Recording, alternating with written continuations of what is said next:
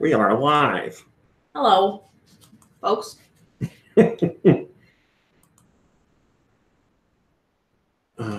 Every time I'm like, can I close this? Did I do everything I need to do? I think I did. All right, let's do this thing. Oh boy, you're like way off camera. How did that happen? Can you turn that a little bit towards you there, Chief? There you go. Great. Yeah. Yeah. 3, 2, 1. I clicked record and nothing happened. 3, 2, 1. Go Nintendo Podcast. Webisode 703. The Carbink Podcast. Hello there, lovely people. Monbrain, can you tell us about Carbink, please? Happily. Carbink is a gray Pokemon that resembles a rock covered in light blue crystals, such as an ore. Oh my god. Hello there, Wario. I'm gonna win. That, well, for people not watching, that was the cat. He hit both of those. Okay, go ahead. He's waiting for Kirby. No, keep waiting. Um, Hold on. Steve says, hello, Armsy, long-time listener, first time live. Well, thanks for joining us, Steve. I appreciate it. Okay, Mom Brain, go welcome to our home. A white fluffy collar separates this Pokemon's limbless body and head. Carbink has blue eyes, a light blue crystal on top of its head, and big, flat, rhomboid ears. It can fire energy beams. No way! I don't believe it! Yep. It can fire energy beams from the crystal in its head. Whoa. Know anybody else who can do that? Vision? The Vision?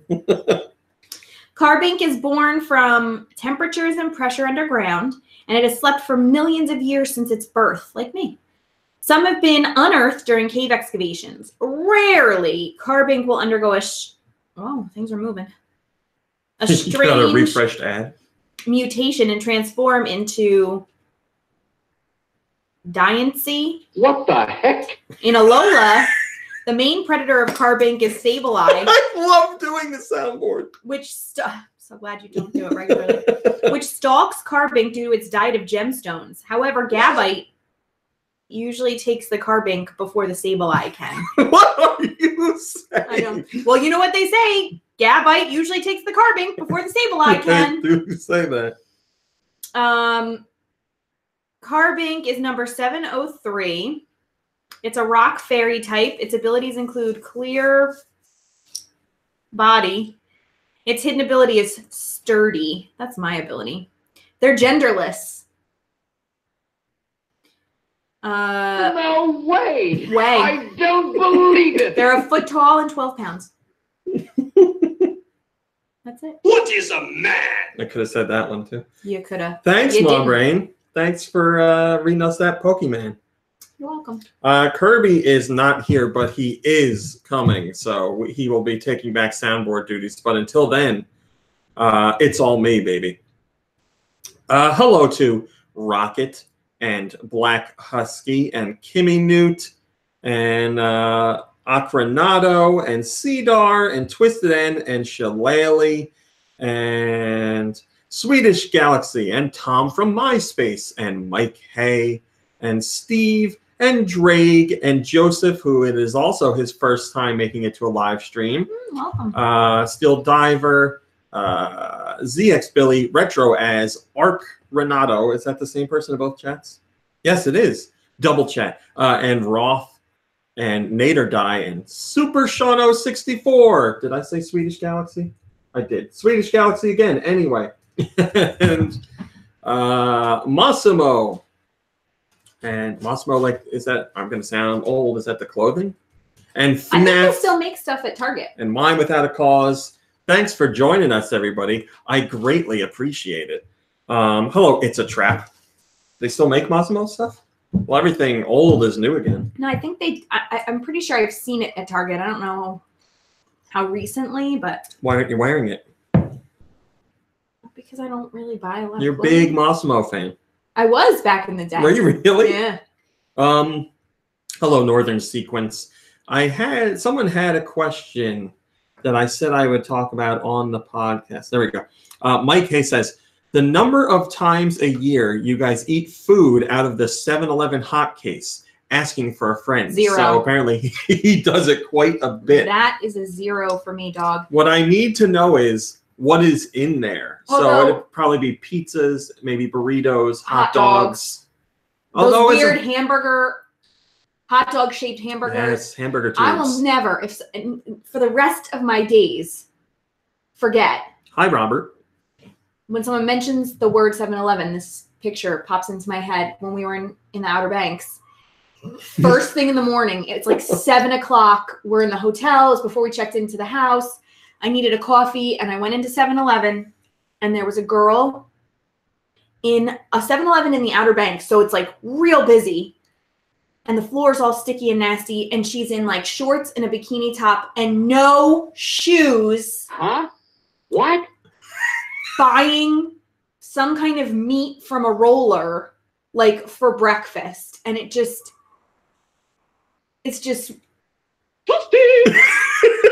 there's like a feeling it evokes in me that it's Hi, like Antonio and Agent Ironcat.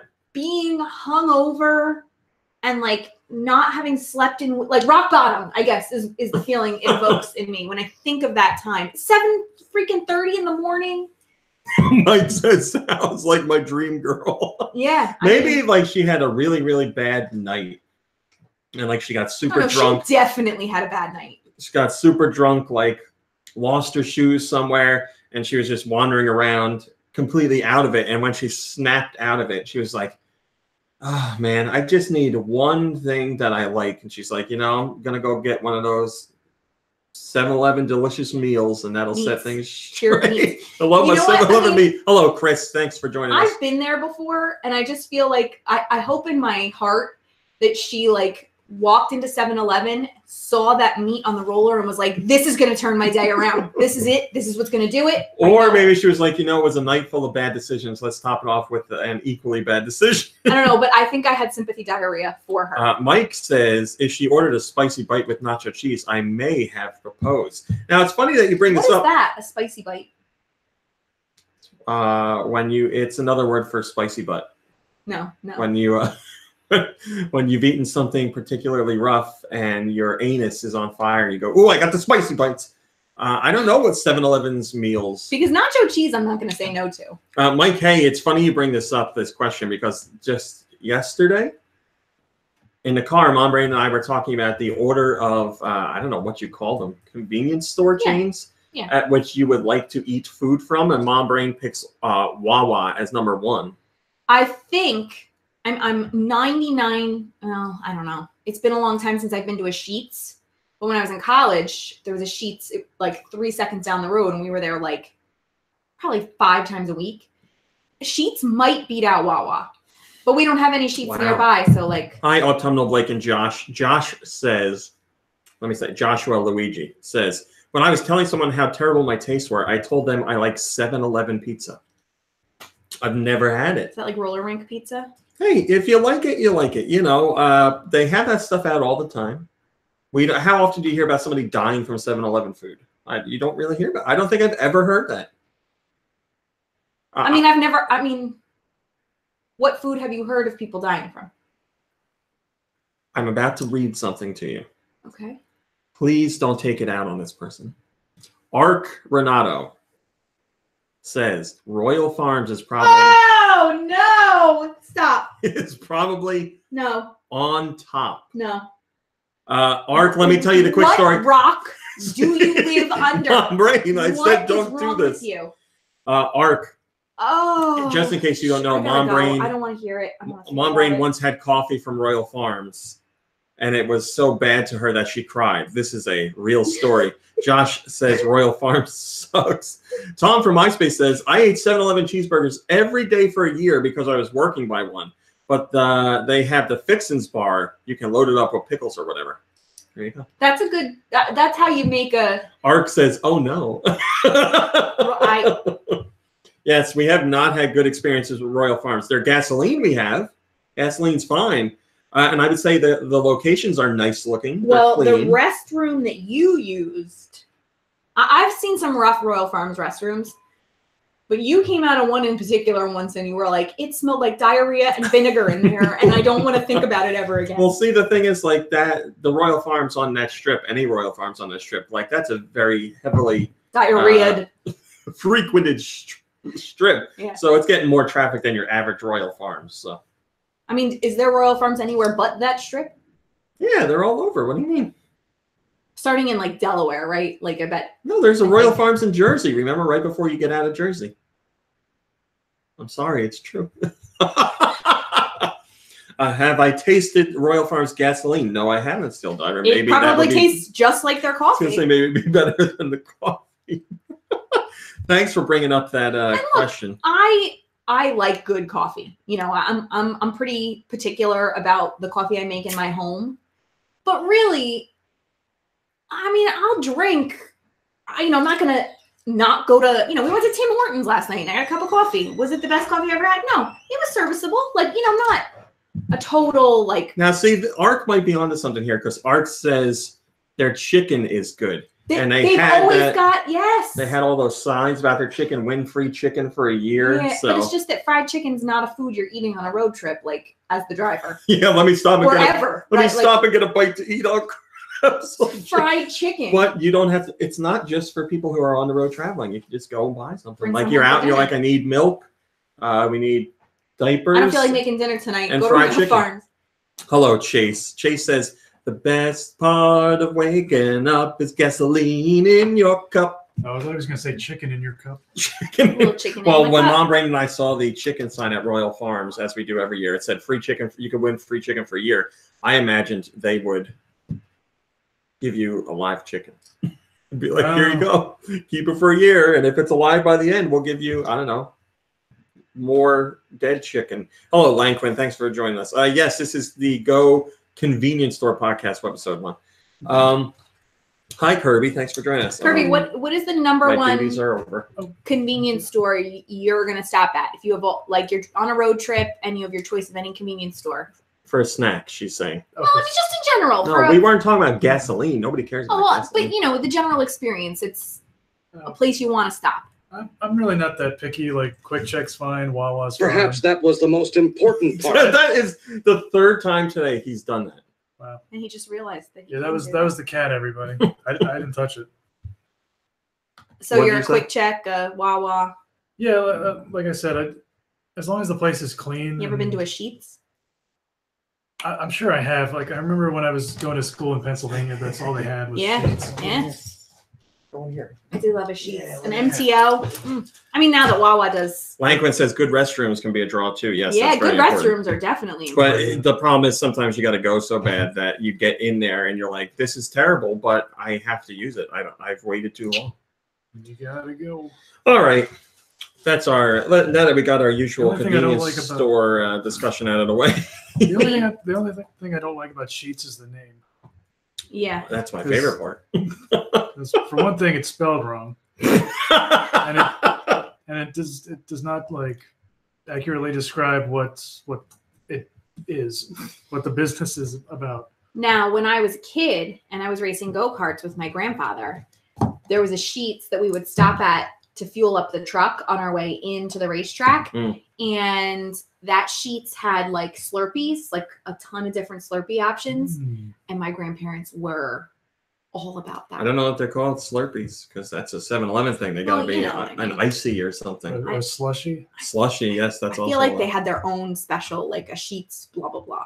Oh, sure. Yeah, they've all got their own variations on the Slurpee. I'm not a big fan of Slurpees. Me either. I haven't had one. But Lube is. Thank you, Robert. Robert says RMC's looking like a snack today with that bandana. Well, Lube's a big fan of ices. We know that. He is, yes. Huge fan. Which are from Burger King. Now, Cole was telling me last weekend about he likes Sonic, and I was like, oh, God, no. Who likes Sonic? Well, maybe Sonics are different down south. He said he was in it for the slushies. And I was like, oh, God, like that's the worst thing anybody can have. And he said, why? I said, the worst thing about a slushie is when you drink all the flavor out and you're left with like watery ice with just a touch of flavor. And he goes, they make the ice with the slushie. So like it's not ice with a slushy flavor. It's just frozen. But why did you say it's the worst? Like you've never had one, right? Yeah, I have. What? Yeah, she wouldn't say it's the worst unless she had some kind of experience. Right. Yeah, I know they have like a bazillion flavors that you can get. Maybe we should try them. I think it might be nice on a really hot day, like on your way home from the beach. That might be just the right thing. A nice for you. vanilla slushy. That's disgusting. Do they make vanilla flavored slushies? Yeah, they do. Okay. Yeah. I would do like a pretty cherry much they can Coke, do any, like they'll do a chocolate one, a vanilla one, strawberry. a But cherry yes, Coke, then a they cherry have- limeade, Yeah, like that stuff. something citrusy or fruity. I could do. Yeah. Autumnal Blake, I have been playing that. I will talk about it later. That's the perfect segue to get into news where we talk about video games. Let's talk about video games, guys. Sorry. Particularly the world of Nintendo. Masahiro Sakurai, the creator of Smash Brothers, just recently released Smash Brothers Ultimate. And in the most recent issue of Famitsu, there was an interview not an interview. Sakurai has a feature that he writes almost every week for Famitsu. But this time there was just a little blurb from him. And the main focus was an interview with composer Hideki Sakamoto and main theme singer Arina Koga. So those are the two that worked on the Smash Brothers Ultimate main theme alongside Sakurai. We found out some interesting details about it. So again, Koga is the one that sings it, and Sakamoto is the composer. Koga says she didn't know the details of the job when she accepted Sakamoto's invitation to work together, but Koga did like Smash Brothers, and she really enjoyed playing as Kirby. When she found out she was working on Smash Brothers, she was extremely surprised, and she didn't know at the time that Sakurai was the creator of Kirby, so she first met him and just thought he did Smash Brothers, but didn't realize he made Kirby as well. Okay. Sakurai requested a song you wouldn't forget after hearing it the first time, and Sakamoto struggled to achieve that. But finally, one day, the melody came to him in the middle of the night, so he rushed down to the computer and wrote it up. Thank you, All 41 Review. I am on a diet. I've been on a diet for a while. I appreciate that comment. It's just the black, I think. But thank you. It's not like one of those seafood diets. But I've heard so much about. No, it's not. It's not the Homer diet. No. Sakamoto knew the main thing would have various arrangements and that it would also have vocals. And Sakamoto realized that players were probably going to hear this a lot in the main menu, so that's why he worked on multiple arrangements, because he said fans are going to hear it a lot of the time when they play, so let's make all different versions of it. Sakurai was the one that wrote the lyrics for the song. About 6 months before the final recording, the song was already in a high key. And Sakurai wanted the key to change another half step higher at the end of the song to really make an impact. And this proved very hard for the singer, Koga. She just couldn't get that last high note to come out. But she tried. And she tried. And when eventually she was able to hit that note, she trained herself to hit that note, and that's what they recorded. Should have just gotten Xander Mobus to sing it. In true high note fashion, the wonderful Ariana Grande or Mariah Carey, who are both capable of whistle tones. So are you. I couldn't. That one, everybody knows the one Mariah Carey whistle tone song, like boo-doo-doo, boo-doo-doo, boo-doo-doo, boo-doo-doo, boo. Hey, what's that song called? I can't. I can't. There's no way I could hit that note. I couldn't hit any like actual whistle tone. Oh, there you go. Kirby's doing it. Well, I'm just whistling. Shh, don't ruin the mystique. I feel like we should get that on the soundboard. Thank you, Robert. I do appreciate that. Mariah Carey's whistle tone. Yeah. When would I use that? Yeah, right. Maybe that could even be your ringtone on your phone. Oh, that's a great ringtone. So I don't hear it half the time. So the song came out, was really popular because the song debuted first through trailers and people didn't know who sang the song. But when Koga was revealed as a singer, her name became the top search on Yahoo. Yahoo. Okay? Japan uses Yahoo a lot. Just like Lou? No, he uses Bleco. Oh, yeah. If you listen closely to the game's announcement teaser from March 2018, you can actually hear the theme song being sung in a cappella. So we got a little bit of a teaser before we even knew it. Koga says she doesn't know if she's going to continue singing songs for games because she wants to go to university and then she plans to become a voice actress. So that might involve some singing, obviously. But And Koga also says she has played Ultimate and unlocked all the characters, but she still plays with Kirby because that's her main. So nice. There you go. There's some tidbits on the creation of the theme song for Smash Bros. Ultimate. I really liked that feature. I thought that was very interesting. First comment comes from Drew.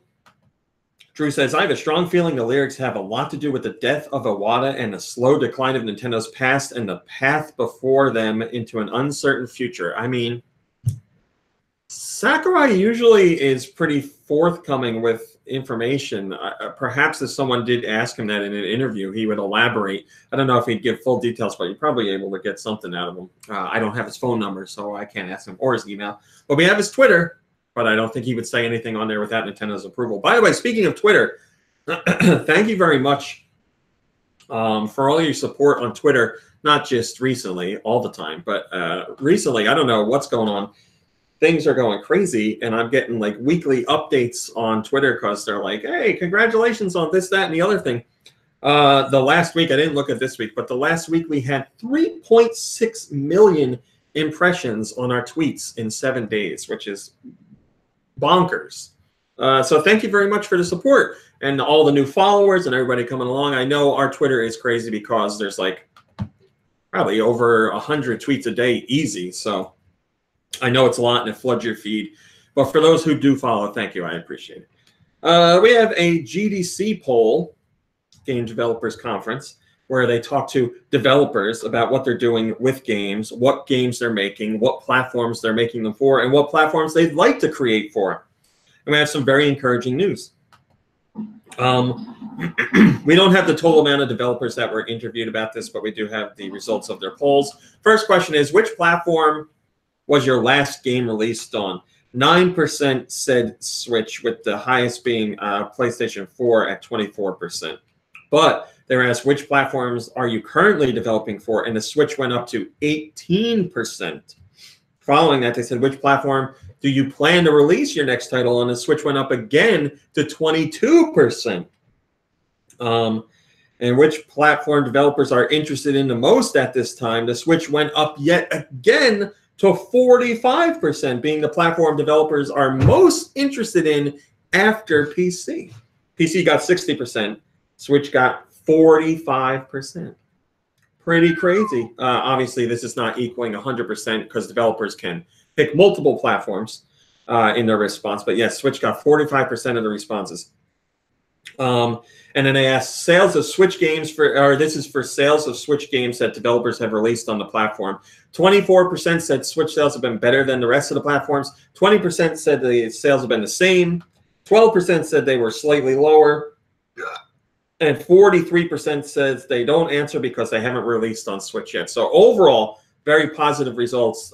Developers are seeing they're seeing their games sell as good on other platforms, and a large percentage is seeing them sell better than other platforms. There's another tidbit here I think I missed. Oh yeah, every single category that we just mentioned, Switch results went up compared to last year's poll, which is what you want to see. Ratmaster21, which is a name I have not seen in some time. He says, the more Switches sold, the more devs will jump on board. It's that simple. That certainly seems to be the case, my friend, and that is definitely happening. I did a video feature on this story because I found it interesting. Yahoo News, the Japanese version, had an article about Splatoon 2 addiction. So here in the States, when it comes to video games, you hear about Fortnite addiction. Over in Japan, you're hearing about Splatoon 2 addiction. Obviously, you can play that online. That's the big draw. And Yahoo News had up an article saying that Splatoon 2 addiction is, you can probably unplug it. It should have enough juice. I don't know. It's at 26. Oh, it's hanging at 26? It was at 26 a while ago. Unplug it, see what happens. It's not like you can't plug it back in. What if it dies? What you got plenty of time. They're saying Splatoon 2 addiction in Japan is a big deal, and they gave two specific examples of Splatoon 2 addiction. One of them I think is pretty lame. The other one, we'll get to both. So number one, I'll give you the crappier one first. There's this kid, elementary school kid. He's a top tier player in Splatoon 2. He's been playing since the original Splatoon. And he plays a lot, obviously, and he's ranked very highly, not just like in his own mind or according to his family, like if, rankings and tournaments, he's very high up there. And they say the boy, who is usually quiet and obedient, has since become quite volatile when things don't go his way in Splatoon 2. So apparently he was having a very bad night in Splatoon 2. And it caused the boy to pick up a table and throw it across the room. A whole table? A whole table. Hello, Daka. As a result, the boy's father banned his son from playing Splatoon 2. From that family. You're no longer part of this family. You've brought us dishonor. So he's banned from playing Splatoon 2. That's the whole story. I don't really think that's a sign of addiction. I think, that's a usual kid thing. Yeah, that's a sign of being a stupid little kid. Yeah, right. Here's what happened. Channeling his inner Miyamoto, says Ark. That's right, table flipper. Was it a tea table? A tea table, got to upend it. That he threw across the room. So there's people in the world who can regulate themselves, right? Like they have, they maintain balance people inside like themselves, right? Well, I'm a little. You shut up, Kirby. I'm a little dysregulated. More and there are people who are totally dysregulated and like can't really, no matter how hard they try, their body doesn't know the difference between reality and fantasy. And so when someone who's dysregulated, especially a little kid, is playing games where there's like killing or like high stress stuff or, anything that would like cause a stress response in a person, someone who's dysregulated, their body doesn't know it's not real. And the regulators. And they have a hard time like snapping out of it. So people who have a hard time with that, the longer they're exposed to stuff like that, the harder it is for them to come out of it. So I guess you could say it's like an addiction, but really it's probably just more of like his body falling into that groove of just like, oh yeah, we're like stressed and we got to win and, like we got to keep up and we got that, like it was fight or flight. Like he had to do something and flipping a table is what happened. Table went for a flight. Yeah. So like that's why parents should limit their kids' screen time so that like depending on the kid. Yeah. So when the kid starts to like fall into that, they can like get out of it. Well, Terminal Blake says some people just get angrier than others. That's very true. And some people just need a cool wet rag once in a while. That's right. So here's the second story, which is I guess I shouldn't say it's funny, but I find it funny. This is about a husband. The husband goes to work every day, does his job. When he comes home, he wants to play Splatoon 2. So he plays for 8 hours a day. Plays 8 hours every day after work. Apparently, he gets quite loud when he plays. This is a problem because he has a wife and a child. And the wife says, my daughter can't sleep because my husband's playing Splatoon 2 at night and he won't stop screaming at the TV. So the wife brought it up to the dad and he's like, shut up. You're dumb. I'm going to play. What did he really say? He yells back at them. And he's like, no, you're wrong. And the mom says the house has become a war zone because of this. So the dad is causing the dad is making an uncomfortable home life for the wife and the daughter, the child. Good, yeah. He's also neglecting both of them because he's playing Splatoon 2 8 hours a day. He's like, look, I'm going to work. Like, that's the thing. But he goes to work. And I was saying in my video, I was like an alcoholic. I go to work. Yeah, I was like, listen, he goes to work. How does he have time to work though if he's playing 8 hours a day? Well, it was saying he was up until like 3 in the morning playing. Okay. So, he goes to work, which is obviously important, and provides money for the family, which is obviously important. But that doesn't give him the right to be a complete asshole and ignore his family for the rest of the time. Now, if he was on his own, no family, and he wants to come home and play Splatoon 2 for 8 hours a day, by all means, go right ahead. You went to work, you made your money, you took care of whatever you need to take care of, and then you want to play. That's fine. I would say that's a lot of time to be playing Splatoon 2, but yeah, you got to take care of like your body too. Well, I mean, the man's alive, so he's taking care of it somewhat. But yeah, your He's free probably time. getting enough Doritos.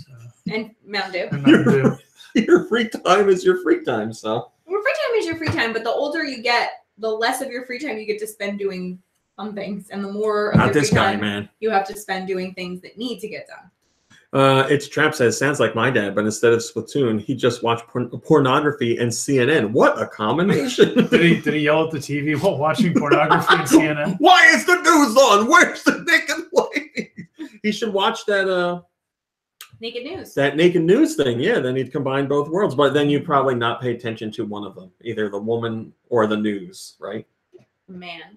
Or the man. I mean, you're probably better off just ignoring the news. Hello, Santiago. Yeah, I mean, I've seen so many articles about that recently, about like how, you know, people getting away from watching the news all the time or reading the news daily, and how much it's news I good consume in a day. good for your mental health and stuff like that. But anyway, yes, these two examples were used to talk about the Splatoon 2 epidemic that is going on in Japan. And, you know, I'm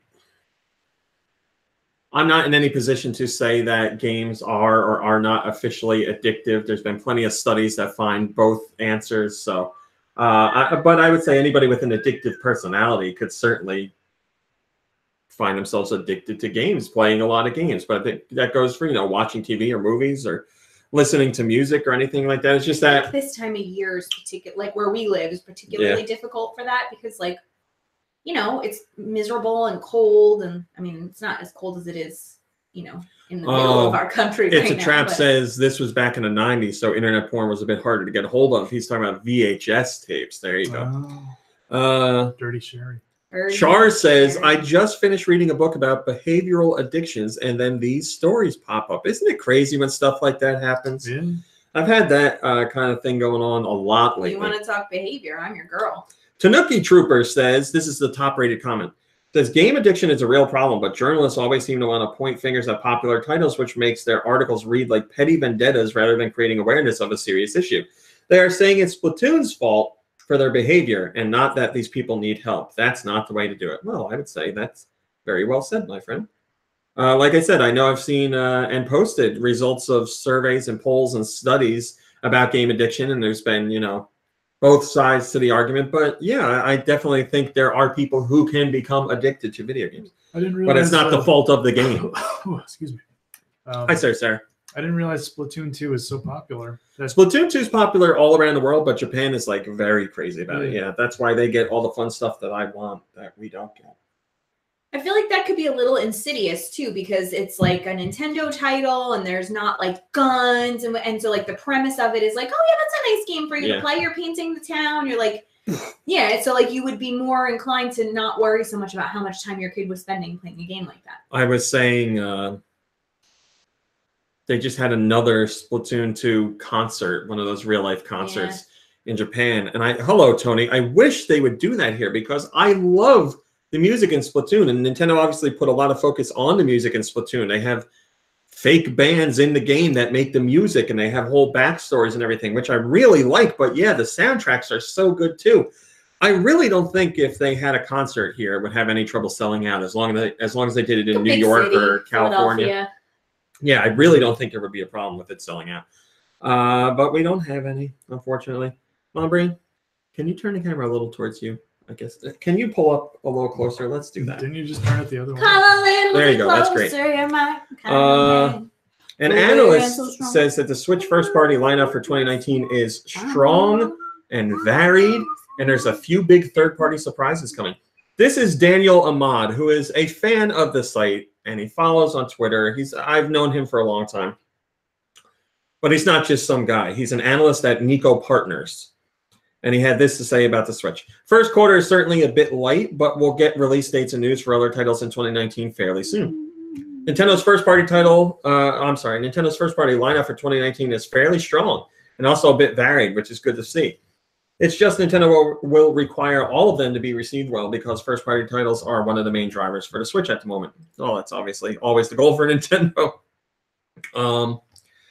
Third party will be more of the same. By that, I do mean expect ports of older titles. Not that there's anything wrong with that, but the amount of new third parties won't be that different from last year. Certainly a few big surprises this year, though. Well, there you go. Surprises. We have some more to talk about when it comes to surprises for this year because Nintendo teased some things during their fiscal briefing, which we'll get to in the show a little bit later. Elf Tarot says, considering the way he said that, he probably knows some things we don't. And if he wants to continue to do so, he's better to be vague because his sources will dry up. With that info, he can decide to tell his clients you should buy Nintendo stock or not. Much more accurately than someone like Pactor that mainly only guesses.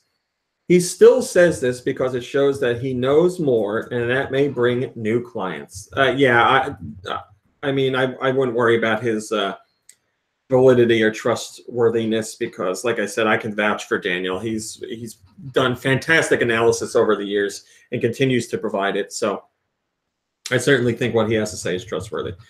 We're not doing that. Just in case you've been living under a rock and you didn't know, Smash Brothers Ultimate's newest fighter is now available, the Piranha Plant. So if you register your game, you should have gotten Piranha Plant for free. If you didn't register your game in time, you can still get Piranha Plant, but he is a paid character. And fans are having all kinds of fun with Piranha Plant online because he's a weird character, but in a good way. It's not that weird. Donut Muffin says, new favorite fighter. I love the randomness of this character. Yeah, it does seem like he is a lot of fun. I haven't had the chance to play as him yet, but I plan to do so. Maybe I'll switch from King K. Rool. No, but maybe.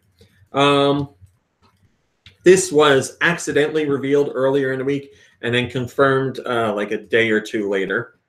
Darksiders War Mastered Edition is coming to the Switch.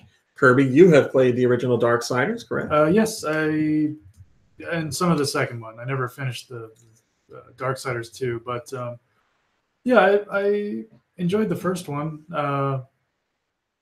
It's it's a pretty old game at this point, and Yeah. This has been Yeah, I wonder when it originally came out. maybe like 2009. I mean, I played it when it originally came out too, so we both played the same version, but I haven't played the remastered, or I'm sorry, the War Mastered Edition, which is obviously updated visuals and other content. And yeah, it's not like the most original concept. It's essentially God of War meets Zelda. Yeah. But I don't know, I enjoyed playing it. Yeah, I really liked it. I think if you like more traditional Zelda, you would at least find some things to like in Darksiders. Yeah, if you're a fan of like Ocarina of Time, Yeah. then yeah. It definitely, much of their inspiration was drawn from that. Steel Diver says, I'll take it. I've been wanting more mature games to play on Switch. This, along with Dragon's Dogma and Assassin's Creed 3 and Liberation, which is just rumored right now, but it's happening, is making this year seem pretty decent. Now, RMC, when are you going to do a GoNintendo meetup again? Oh, I don't know. It's a different world now, my friend. Back then, I probably shouldn't say this, but back then, security stuff wasn't really a concern. I was like, well, Dave & Buster's will take care of that stuff. But nowadays, I'd be very worried. Like inviting all these people here to this place, and like I'd be very concerned for safety. I'd love to do it, but Yeah. I would love to do it. That's all I can say. I don't want to give any false hope. Anybody have like lots of money and a really big house and is willing to? Sakurai says that he's taken a look at Smash Brothers Ultimate player stats and player records and data, and he wants you to know he doesn't think there's any reason to tweak King K. Rool. So some people think King K. Rool is too overpowered, too good, they say. But Sakurai says that is not the case according to the data. He analyzed a set of data. That data came from December 30th, 2018 to January 5th, 2019. And he had this to say. Something that ended up being a little troubling to me were fighters like King K. Rool. According to a survey, the consensus seemed to be that King K. Rool was a strong character. That ended up not being the case. Overall, his victory rate was 51.9%. And if you go over to Elite Smash, it was 48.9%. The general consensus seems to be that King K. Rool is strong, but I imagine that there are also people that think, no fair, when they lose to him. Looking at our records, though, I don't really see any need to adjust him. Though I think there'll still be people that'll continue to be stressed out about fighting him if I don't mess with him any. So I think I'll wait to hear what the adjustment team has to say. So Sakurai is on record saying, listen, I looked at the stats. I don't think he needs to be changed because he's winning half the time, but he's losing half the time. But he said, I'll default to the adjustment team here. And if they make a recommendation to change things up, maybe we will. Swedish Galaxy, you know who I would do a co-meetup with? Name of Austin. That would be great. Well, I mean, why do we have to be worried if Name of Austin is there? We're on safe, so make sure we're taken care of. Orion says, and yet they ruined 3 of his most effective characteristics. I'm not sure what he talks about. Cannonball, crown, and helicopter thing. Belly flop. When he jumps around. Reflect move. I don't know. Mario Kart Tour, which is the Mario Kart mobile game, was supposed to come out by the end of this fiscal year, but Nintendo has now announced that is not the case anymore. They say, our developers need more time to tinker under the hood to deliver the best possible Mario Kart experience for mobile. Apologies to everyone revving up their engines for the planned pre-April launch. Mario Kart Tour is now gearing up for the starting grid in summer 2019. Hello, El Javelina. Thanks for joining us. We are good. I hope you're good too. I don't really think anyone is surprised to hear that this game isn't going to make its April release because it was announced, we got a logo, and then that was it. We haven't seen gameplay, we haven't seen art, we haven't seen anything. So the delay isn't really a surprise. But we'll see what happens. I'm very interested to see how a mobile Mario Kart works. Joe Shabadoo says, gee, I wonder whether investors will overreact to this news. Oh, wait, of course they will. Cue Castlevania laughter on soundboard. Well, we don't have Castlevania laughter, but we do have Altered Beast laughter. Oh, we do have Castlevania, just not laughter. Dark Metamorphosis and What is a Man? Die, monster. There you go. Always felt like more of a summer game launch anyway. Well, there you go. Now it is going to be summer. What is a man? We have Nintendo's fiscal year, third quarter, 2019 earning results. I'm not interested in this. Okay, that's all. Thank you, Alucard. You know how this is. A meticulously detailed breakdown of all the sales data and statistics for Nintendo in the third quarter of 2019. I am not going to go over all the details. I will go over the juiciest tidbits for you. Obviously, Nintendo did very well. So for in the full year, they are at 9.1 billion in net sales. Operating income is at $2 billion, and net profit of the whole thing, so how much money Nintendo actually made, liquid assets and all that jazz, $2.21 billion. So going pretty well for them so far.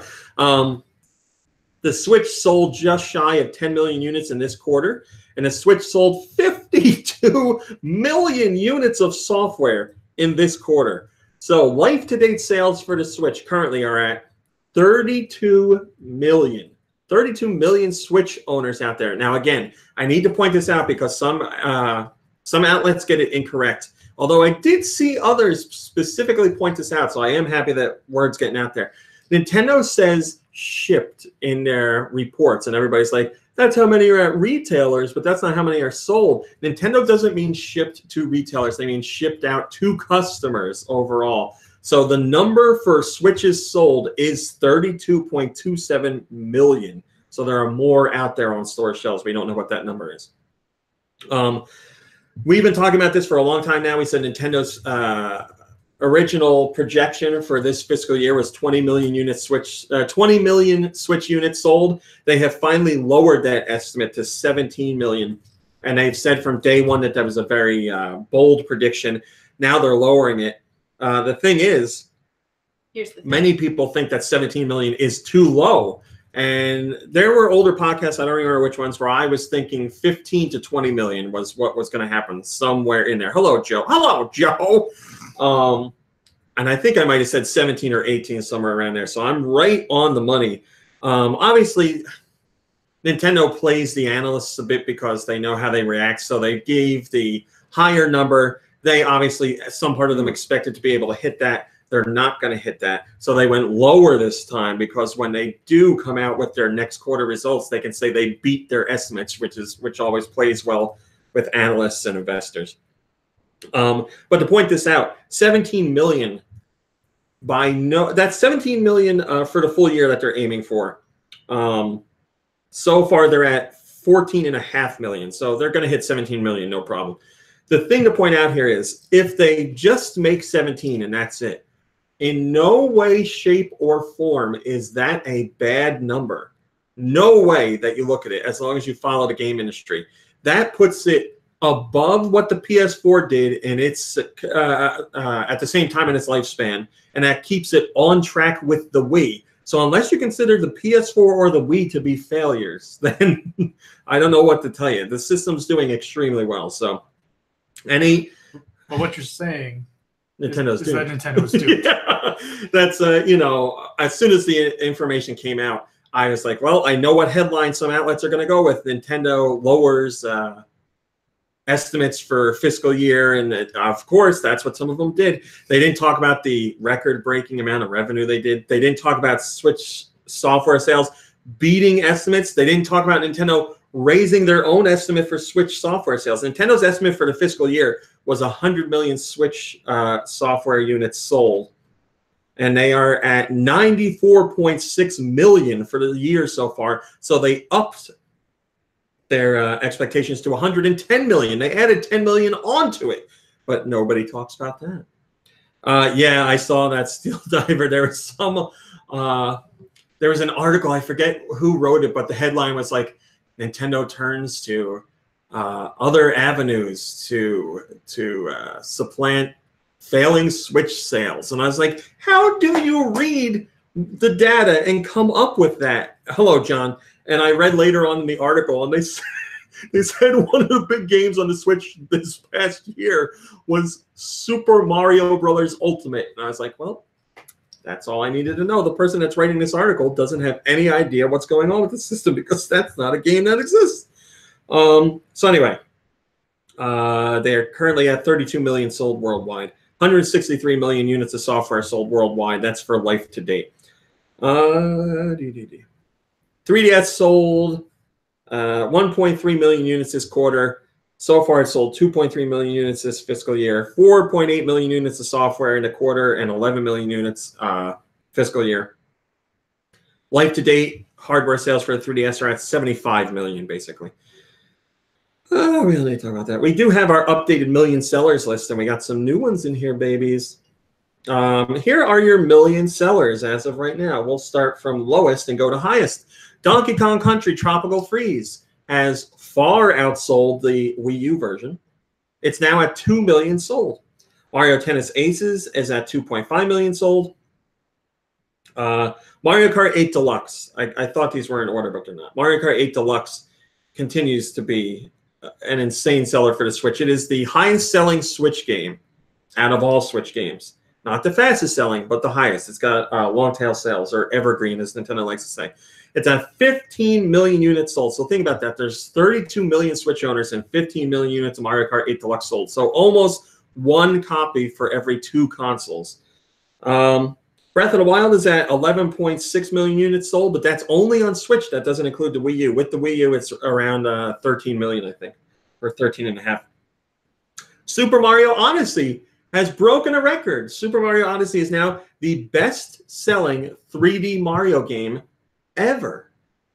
Thank you so much for playing my game. Super Mario Odyssey is at 13.7 million, so that's better selling than Galaxy and Galaxy 2 and Super Mario 64. Any 3D Mario game, this has sold better. Splatoon 2 is at 8.2 million units. Octopath Traveler is at 1.08 million units sold. So those old niche JRPGs, I guess, still sell because that's a brand new franchise and it sold over 1 million units, which is great. Hello, Arcade Perfect. Super Mario Party is at 5.3 million, and as of right now, it is the 3rd best-selling Mario Party game of all time. Obviously, it has a chance to become the best-selling because sales are continuing on, and it's another long-tail seller for them. Pokemon Let's Go is at 10 million units worldwide, and Smash Bros. Ultimate, as we've said, is Nintendo's fastest-selling home console game ever, is at 12.08 million units. So it achieved that in less than a month's worth of time. So basically 24 days, I think it was on the market, and that's what it pulled in, which is crazy. 24 days, and it sold 12 million. We did all that. We did all that. Oh, 2 brand new entries on the million sellers list, which I'm very happy to see. Nintendo Labo is on there at 1 million sold. That's all Nintendo Labo releases combined as one thing. But the one I'm really happy to see, Captain Toad Treasure Tracker is 1 million seller now. I'm the best. I am so happy people embraced that game because I think it's one of the most Nintendo-style Nintendo games that Nintendo has released in recent years. It has that special something. I think it's such a smart and fun game, and all it took was for it to release on a Switch for people to get it. So that's awesome. Anybody out there that bought that game, you deserve a pat on the back. It's a great title. We don't need to do all that. We don't need to do that. The split for Switch hardware, if you're interested. The Americas have 40% of Switch units. Japan has 23%, and other has 37%. Santiago says, good to see Captain Toad sell 1 million. Yes, that is true. It's a Trap says, hey, I'm playing Captain Toad on the Wii U. Yes, you could have played it there too. That's true. We don't need to do that. There's the 3DS million sellers list. There's obviously no new ones on there, but just updates on numbers, so I won't go into that. As I said, the attach rates for Switch software, the #1 attach rate is Mario Kart 8 Deluxe. It's at 46.54% attach rate. So like I said, basically 1 out of every 2 owners. Super Mario Odyssey is 42%. Smash Bros. Ultimate is 37%. Breath of the Wild is 36%, and so on and so on. Nintendo says that the total number of million sellers during this quarter was 20, and that includes titles from other software publishers. 8 of those 20, so nearly half, came from third parties, which is what you want to see. So nearly half of the million sellers in this quarter were third-party games. Switch sales saw a 19.5% increase year over year. Switch saw a 100% increase in software sales year over year. 3DS saw decreases, obviously, both. NES and Super Nintendo Classic Edition recorded sales of 5.83 million during this quarter alone. Switch digital sales increased nearly 100% year on year. Mobile revenue increased 14% year on year. No. I knew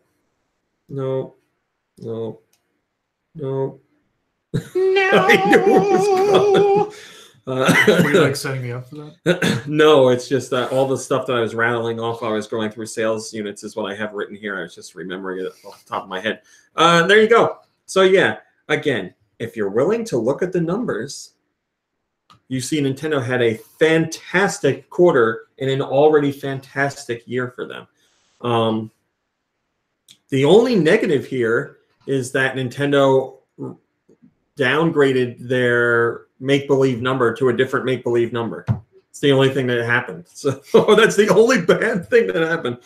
Ben Golden Triforce says 8 of those 20 million sellers came from third parties. That's the biggest bit to me. Pretty good compared to last year, though. Fire Emblem, Mario plus Rabbids, and Pokken all use Nintendo IP and count there. Even still, 5 out of 20 is still growth. Once we get Dragon Quest, Yokai Watch, a new Square Enix Bravely Team game, possibly a new Monster Hunter and more, that number should grow. Oh yeah, it's definitely going to grow. Oh yeah, things are sounding like crazy on the Switch right now. Hopefully, it does continue. As I said, which I won't go into specifics again, but Switch is trending above what PS4 did at the same amount of time and is in line with the Wii. And Nintendo's digital sales, they saw a lot of growth in this past fiscal year. And that is trending along with where Sony was at when they launched the PS4. So that's good. Things are going up digital-wise for Nintendo. And that comes from, obviously, all the eShop sales. But then on top of that, the launch of Switch Online. Switch Online has over 8 million subscribers so far. And I think we have some more to talk about with that later on. But if I don't have it as a post, I'll remember to share that with you. Yes, somebody says there's a handheld chart that I didn't add, which I added shortly thereafter. North America. This week's digital downloads. What did we get? The long in development but finally released Wargroove for fans of Fire Emblem. Well, I should say Advanced Wars, and to a lesser degree, Fire Emblem. Dragon Marked for Death, the Inti excuse me, the Inti Creates game is available. Downwell, which I've gushed a lot about, is now available. Etrian Odyssey Nexus, yes, a new 3DS title is available. Also new this week, Agartha. Yep, Agartha S. Akihabara Crash 123 Stage +1.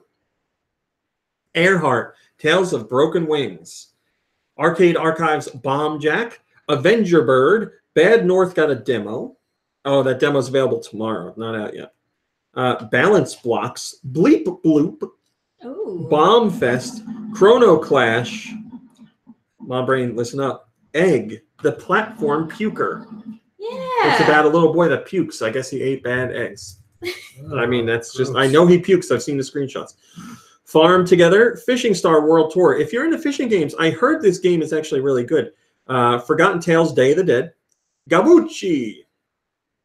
Halcyon 6 Starbase Commander. Magic Nations. Merchants of Caden. Monkey Wall. Necrosphere Deluxe, which is touted as a 2-button Metroidvania.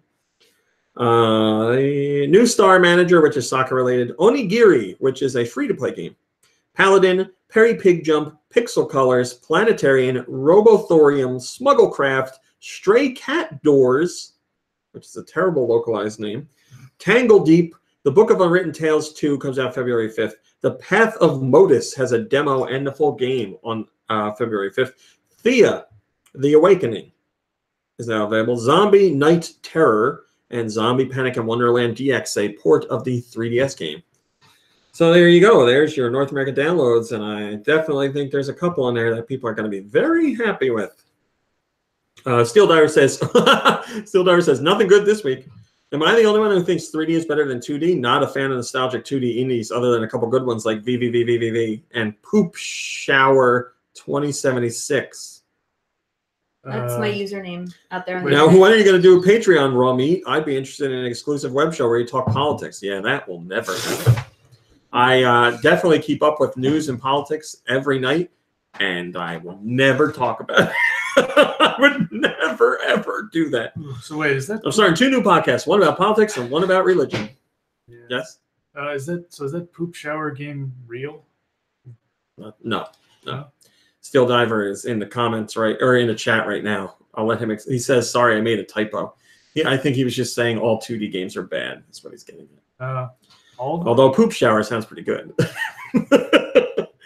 Europe, what did they get? They got Wargroove. They got Dragon Marked for Death as well. Downwell, Bad North demo, Sphinx and the Cursed Mummy, Mages of Mistralia, Drowning, Fishing Star World Tour, Hyper Ride, Onigiri, Agartha S. Agartha. Agartha. Agartha. It's weird. Earhart, Moon Cresta, Bleep Bloop, Bomb Fest, Egg, the Platform Puker, Free Cell Battle King. Hello, Super Shauno. Super Shauno says, got my physical Katamari Damacy reroll since GameStop restocked. Yes, I did hear that there's a restock of that game at GameStop. So if you're looking for retail, give them a call and see if they got it. Gabuchi. Halcyon 6 Starbase Commander, Johnny Turbo's Arcade, 2 Crude Dudes, Merchants of Caden, Planetarian, Pixel Colors, Robothorium, New Star Manager, Necrosphere Deluxe, Stray Cat Doors. I'm going to read they have a description, and it's written in bad English, so I'm definitely reading it. Nice. It is an escape game that solves a mystery together with a cute character. Escape game. It is a game that even beginners can enjoy. Go around various stages, use items, or solve problems and escape. Includes healing music. Oh. It heals the soul. Turn on background music and play around. Tangle Deep, Toridama, Brave Challenge. Zombie Night Terror, DreamWorks Dragons, Dawn of New Riders. Know that. Yes, that's based on the film franchise. Farm Together, Shanky, the Vegan's Nightmare. What? Shanky is a joyful meat grinder. And Mince is its movement force. Swallow up everything you can and collect meat cola to stay on the move. What the hell? Spoiler alert, it's available. That's the name of the game. Thea the Awakening. Warframe got some DLC. Fortnite got some DLC. Dragon Ball Fighters got some DLC. DLC. You know the deal. Europe loves going through that stuff. And then there's pre-orders for a whole bunch of games. But I'm sorry, Mom Brain, once again, no 3DS themes, so no chance of Hello Kitty. More like Goodbye Kitty. Autumnal Blake says, I'll shank you. Yeah, just, I guess you should get that game, Autumnal Blake. It sounds up your alley. Sean Snocta says, saw RMC play some Downwell, and it looked cool. Might check that out this weekend. Well, Rami really liked Downwell. Thanks for checking that out. Yeah, I played a butt ton. Everything okay? Oh yeah, this is I can't. You just read that out loud. No. Oh. No, God, no. From my mom. That's why it says "mommy" on it.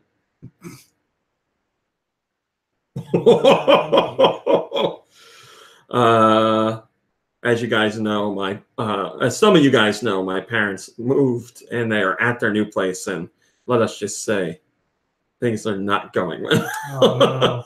But they're really close to your sister's house. Yeah, so they're fine. They're fine. Everything's fine. They're not having like septic problems or no anything. electric problems. Well, I can relate to that. Rumors of a Switch redesign have been going on for quite some time now. But we had some new fuel to the fire this week from Nikkei, who is the people who put out the rumor in the first place. Nikkei has gotten inside information before from on Nintendo, not from Nintendo. No, Robert, my parents aren't dealing with ghosts. Nikkei continues on with their rumor by saying Nintendo's working on a smaller, cheaper Switch. The plan is to have it out on the market by the end of the 2019 fiscal year. So that would be by March 2020 they would have it out. And they say the aim is to make the Switch an even more portable-friendly device. So it'll probably be smaller and probably won't have a dock to make it cheaper. But I'm sure you could get one on your own. And just to be clear, again, this is not information from Nintendo. This is Nikkei saying their inside sources are feeding them this information.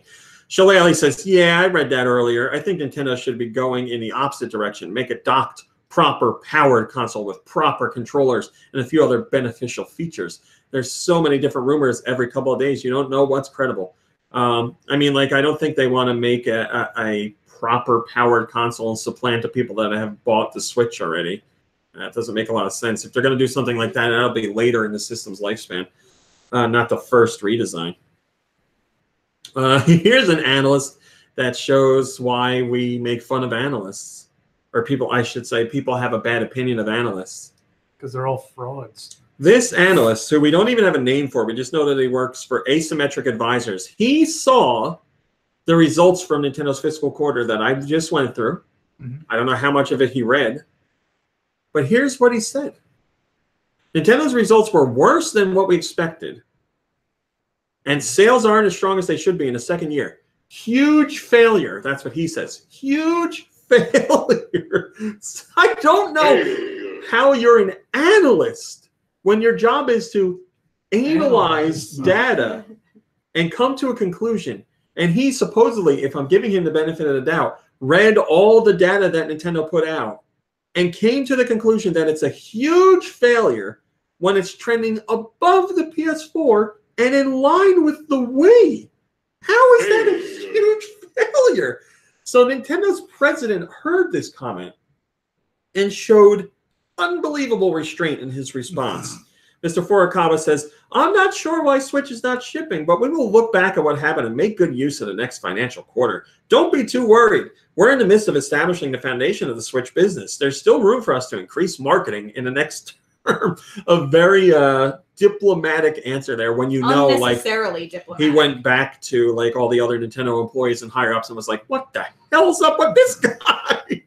So yeah, it's crazy, What and the heck? this is why we see stock for Nintendo fluctuate so much, because analysts and investors seem to have no idea what is going on. And the other reason, as Kirby said earlier, Nintendo's doomed. Nintendo's always doomed. They've been doomed since day one. Hello, 1GWX. I would have told this guy to just blow it out his ass. That's funny you say that, because 1GWX says, "What's this analyst's name? Is it Huge Ass?" Huge ass.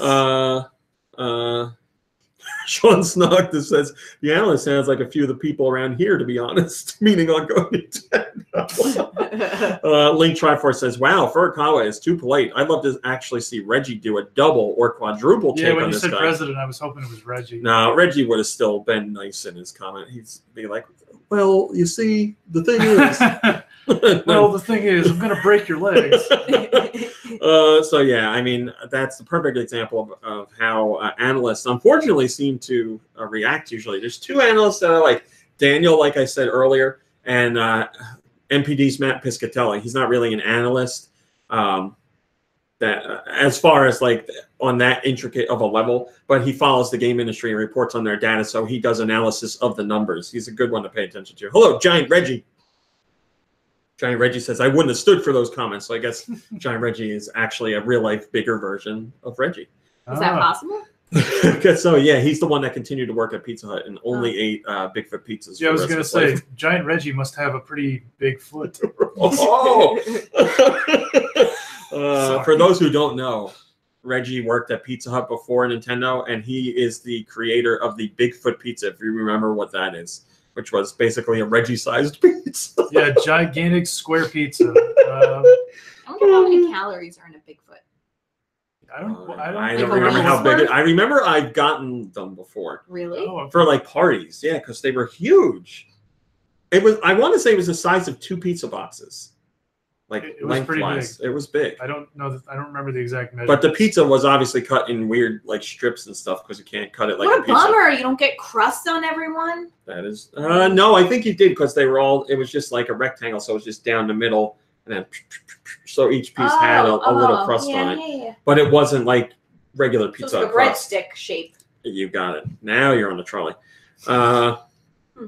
Giant Reggie says the joke really is, go for some "I Pizza can't Hut." stand in most buildings." We're so sorry, Giant Reggie. Wherever you are right now, thanks for spending some time with us. Wait, you should ask. Wait, Giant Reggie, how big are you exactly? I will give you his response. Donka says it's in the shape of a foot with garlic knots for toes. Oh, gross. Garlic foot. And it smells like Parmesan. All right, we're hearing a rumor that Nintendo is working on a new online service or a new aspect to Switch Online that's aimed at wooing core gamers. And we don't have any other details than that. And again, this comes from Nikkei. So I don't know what else to tell you. I don't know what woos core gamers to online. I would say adding native voice chat alone would do a lot, but we shall see. I honestly don't know. Endgamer says, "Well, people wanted Nintendo to get with the times. Be careful of what you wish for." Well, we'll see. I don't know when they're going to announce anything. Nintendo has announced a new mobile game partnership. They have partnered with Line. Line is extremely popular in Japan. And there's games here that have made a lot of money that were made or co-developed by Line that people don't know. There's some Disney game that Line did in this past fiscal year. It made like 1.5 billion. So Line knows their mobile stuff. So Nintendo says, let's see what they exactly say. Excuse me. Line is dedicated to creating a world that seamlessly connects people, information, content, and services anywhere, anytime. By utilizing both companies, Nintendo and Line will co-develop and jointly operate a new action puzzle game. And that game is Dr. Mario World. There's a new Dr. Mario game coming to mobile devices, Dr. Mario World. It's targeting an early summer 2019 release in Japan and the US, and then later on other places. I think Dr. Mario is an excellent fit for mobile devices. We've seen how well simple puzzle games do on mobile devices. Oh, sure. Like, you know, Candy Crush and Soda Crush or whatever. And Toon Blast. Yeah. Toon Blast. Yeah, I mean, those games make money hand over fist. Hello, Tommy. Thanks for joining us. So, yeah, Dr. Mario, I think, is an excellent fit. And I don't really think anybody's going to be like, why are they going to ruin Dr. Mario by making it mobile? You like, said Dr. Mario. did I say it early? Oh, it's still in me. It's still in me. I'm trying. Sephron says, good choice for a mobile game. Looking forward to it. Well, there you go. A nice comment. That's what you like to hear. Oh, my mom sent me a text. Oh, she's fine. I need to do this. So, as Nintendo always does, when their fiscal quarter results come out, the first day is basically the press releases with all the actual hard sales data and release dates and everything. And then the day after is their investor briefing where they put on a presentation for people to see, and then they answer investor questions. Hello, Rachel. Rachel says it's the Jersey girl in me that makes me say Mario. So the investor briefing, we're still waiting on the official English translation of the Q&A, which usually comes about a week to a week and a half later. So we're waiting on that. But we covered the investor briefing as far as the slides and the presentation that was given.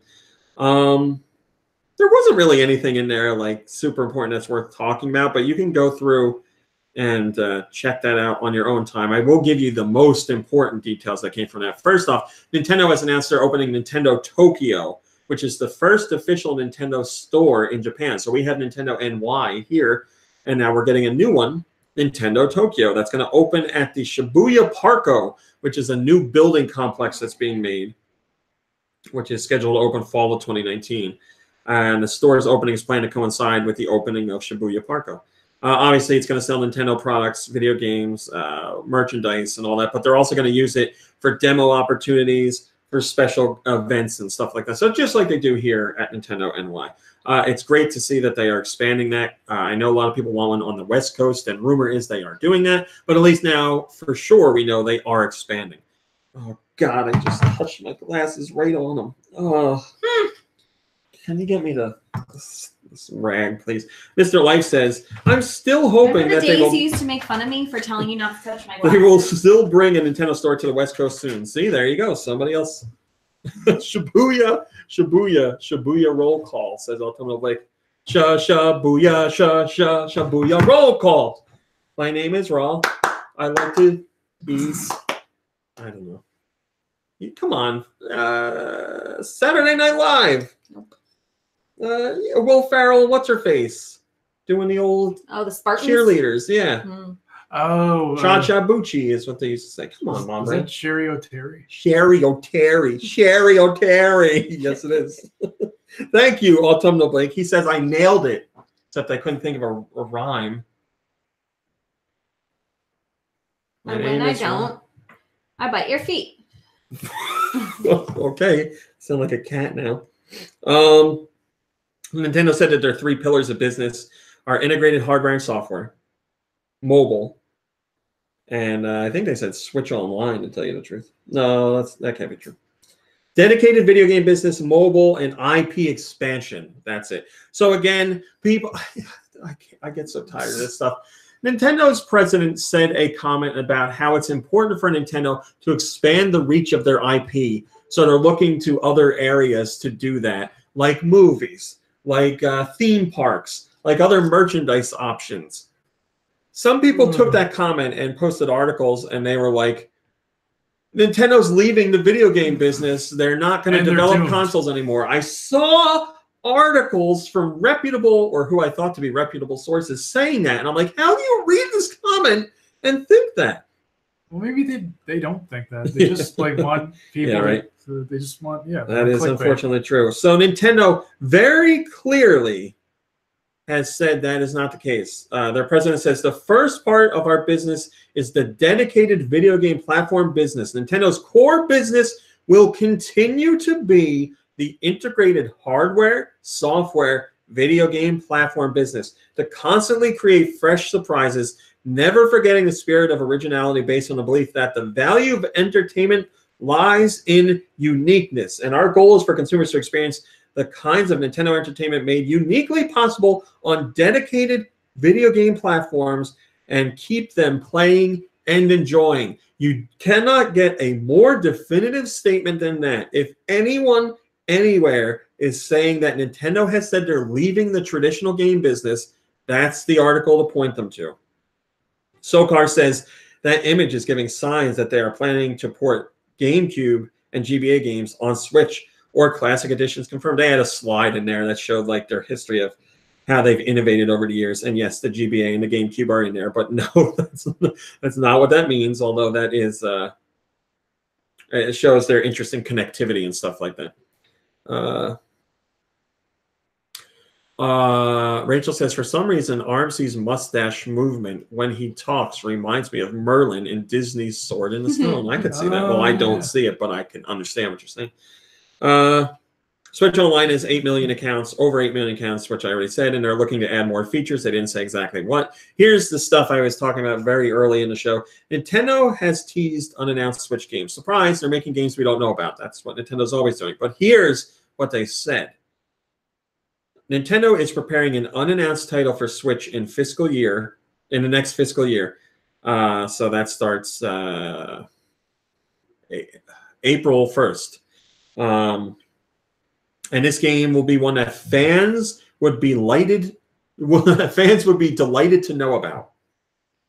So that would make me think a new installment in a long-running franchise, which is not crazy for Nintendo. And then also, there's another unannounced title that we get a tidbit on. Now, I'm telling you 2 tidbits on 2 different games. That doesn't mean Nintendo's only working on 2 new games. It means these are the 2 that they teased. Mommy's handing out tidbits today. There are also one title the next fiscal year is a nice fit for the online program. So for Switch Online. So whatever they're doing, they think it's going to really draw people into the online service. So obviously we'll have online play of some kind. I don't know what. So there's 2 teases for you. Confirmed teases. Bellboy says, I can finally... Well, what is he saying this to? It's really...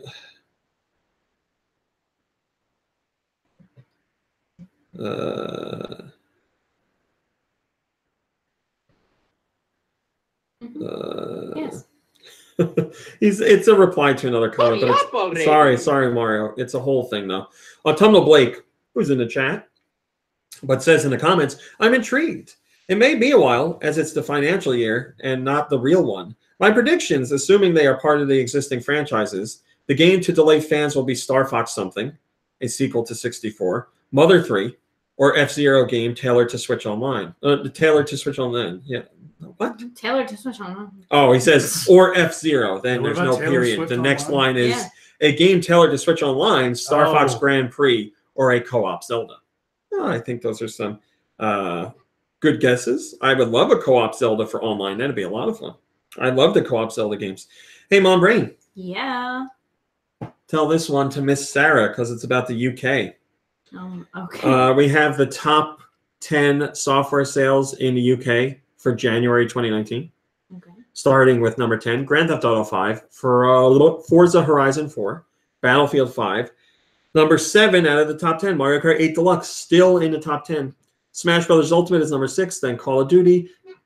New Super Mario Brothers U Deluxe is number 4, then FIFA, then Red Dead, then Resident Evil 2. New Super Mario Brothers U Deluxe is still selling selling better than what the Wii U version did. It's up 17% compared to the sales of the Wii U, which was a launch game for Wii U. But here's the really interesting tidbit. Back in January 2018, so last year, the Switch represented 13% of all physical games sold in the UK. For January 2019, the Switch accounts for 28% of all physical sales. And this is a record-breaking moment because this is the very first time in the UK that Switch has sold more physical titles monthly than the Xbox One. In terms of value, the Switch has been doing better than Xbox One for 6 out of the past 9 months. Past 9 months. So Switch is going up and up in the UK, which is a big deal. Oh, look at this name. This is a great name. Giancarlo Tomas Senoni says Nintendo needs to release its big games to keep the momentum and boost the Switch sales. Well, I'm sure that's their plan. That's what they're going to do. They had a meeting and they were like, you know what we got to do? Put out more games. So I'm sure they'll do that. Oh, that's it. That's all you talk. Oh, that was a long time for top story. Sorry, it was the financial week and all that jazz in there. Yeah, we needed to establish the fact that Nintendo is doomed. Dude, yes. If there's one thing you take away from today's podcast, they're not making video games. Nintendo is doomed, and they're done making video games. Yep, you heard it here first. Oh. Thanks for watching. Thanks for listening. Goodbye, everybody. People, man, people. Kirby, what have you been playing? Excuse me. This week I mainly just played more Spider-Man. I think I'm pretty close to beating it. I've completed about 90% of it. We're far enough out. Tell me, without major spoilers, what part of the story you're at? Oh, I think I just did the part where Miles has to try and escape from Rhino. I got you. Yeah. It's just Rhino? Yeah. I mean, he was. Okay. I mean, Scorpion was there. Yes. All right, I know exactly. In a cutscene, but yeah. And you're enjoying it? Oh, sure. Yeah. I mean, for the most part, I was trying to complete all the side missions, and I've done all the. Oh, wait. I wanted to say what? I'll read it in a second. Okay. When I did the part with Rhino, there was one part where I needed to try and sneak past him, but I couldn't because he wouldn't move. He was walking into a wall repeatedly. The ultimate villain. Yeah, and I'm like, is that when you're going around the shipping containers and everything? Yeah. I had a part where he got hung up on something too. I got through 2 or 3 sections, and then there was one where he I think he kicked something or he threw something out of the way, and then he was just looking at right where I was and walking but not moving, and I was like, I don't think this is supposed to be happening. I mean, I know he's supposed to be a big dumb guy, but not that dumb. Yeah. And I'm like, come on, why does this still happen in video games? Yeah, I know, I thought we'd be past this by now. Especially, it's been out for a few months now. You think that issue would be patched. Yeah. Yes, Paul Giamatti Rhino. That's correct. Super Sean. Oh, right. Oh, and that reminds me of another annoying glitch. And this happened a while ago. I was trying to clear out a Sable outpost. It was the one that's in the middle of Central Park. Okay. And I had beaten all the enemies, but I couldn't complete the mission because there was one guy left, and he somehow was inside of a giant box. I had that happen too. Really? I had not that particular mission, but an outpost mission. Yeah.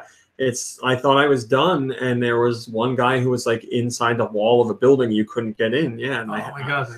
What did I do? I did something to get him out.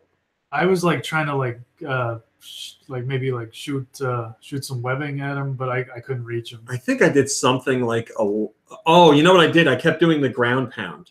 I would jump up really high and then ground pound, and eventually he kicked the bucket. I never used the ground pound because I completely forgot about it until I had to do the side mission where you have to do it to find the pipes or whatever. I love doing it when you're swinging through the city and you just see random shootouts. I'll swing up real high and just try and find the middle and just land in the middle and do it to everybody. That's what I should do. It's a lot of fun. Yeah, I love doing that.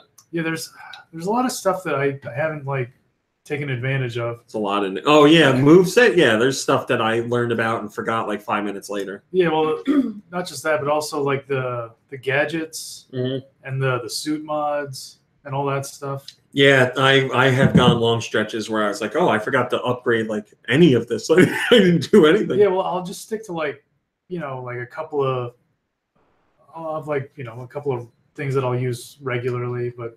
Yeah, I mean, I was doing a lot of the big uppercut into the air and then swing on the web and kick them, and then do a ground pound on them and then start the loop again and just keep doing that. I'm definitely gonna start using the ground pound. Yeah, it's great when you're dealing with a lot of people because as long as you're hitting a good spot, you'll knock all of them down and then you can web a couple to the ground right away. Yeah, I've been using recently I've been using the bulletproof suit mod. Yes. Just because Sable can their guns are pretty powerful. They can take me out pretty quickly. Yeah. I found out the hard way too. Well, I'm glad you're enjoying it. It's a fun game. It is, and yeah, I'm sure I'll probably beat it within the next week or two. Peter Parker, man, great actor, the voice actor. I think he does a great job. Yeah, I've heard him in some other stuff. His name's like Yuri Lowenthal, which is weird because there's another character in the game that is also named Yuri, but she's a lady. Oh yeah. You know what I really like about the voice acting for Spider-Man in particular?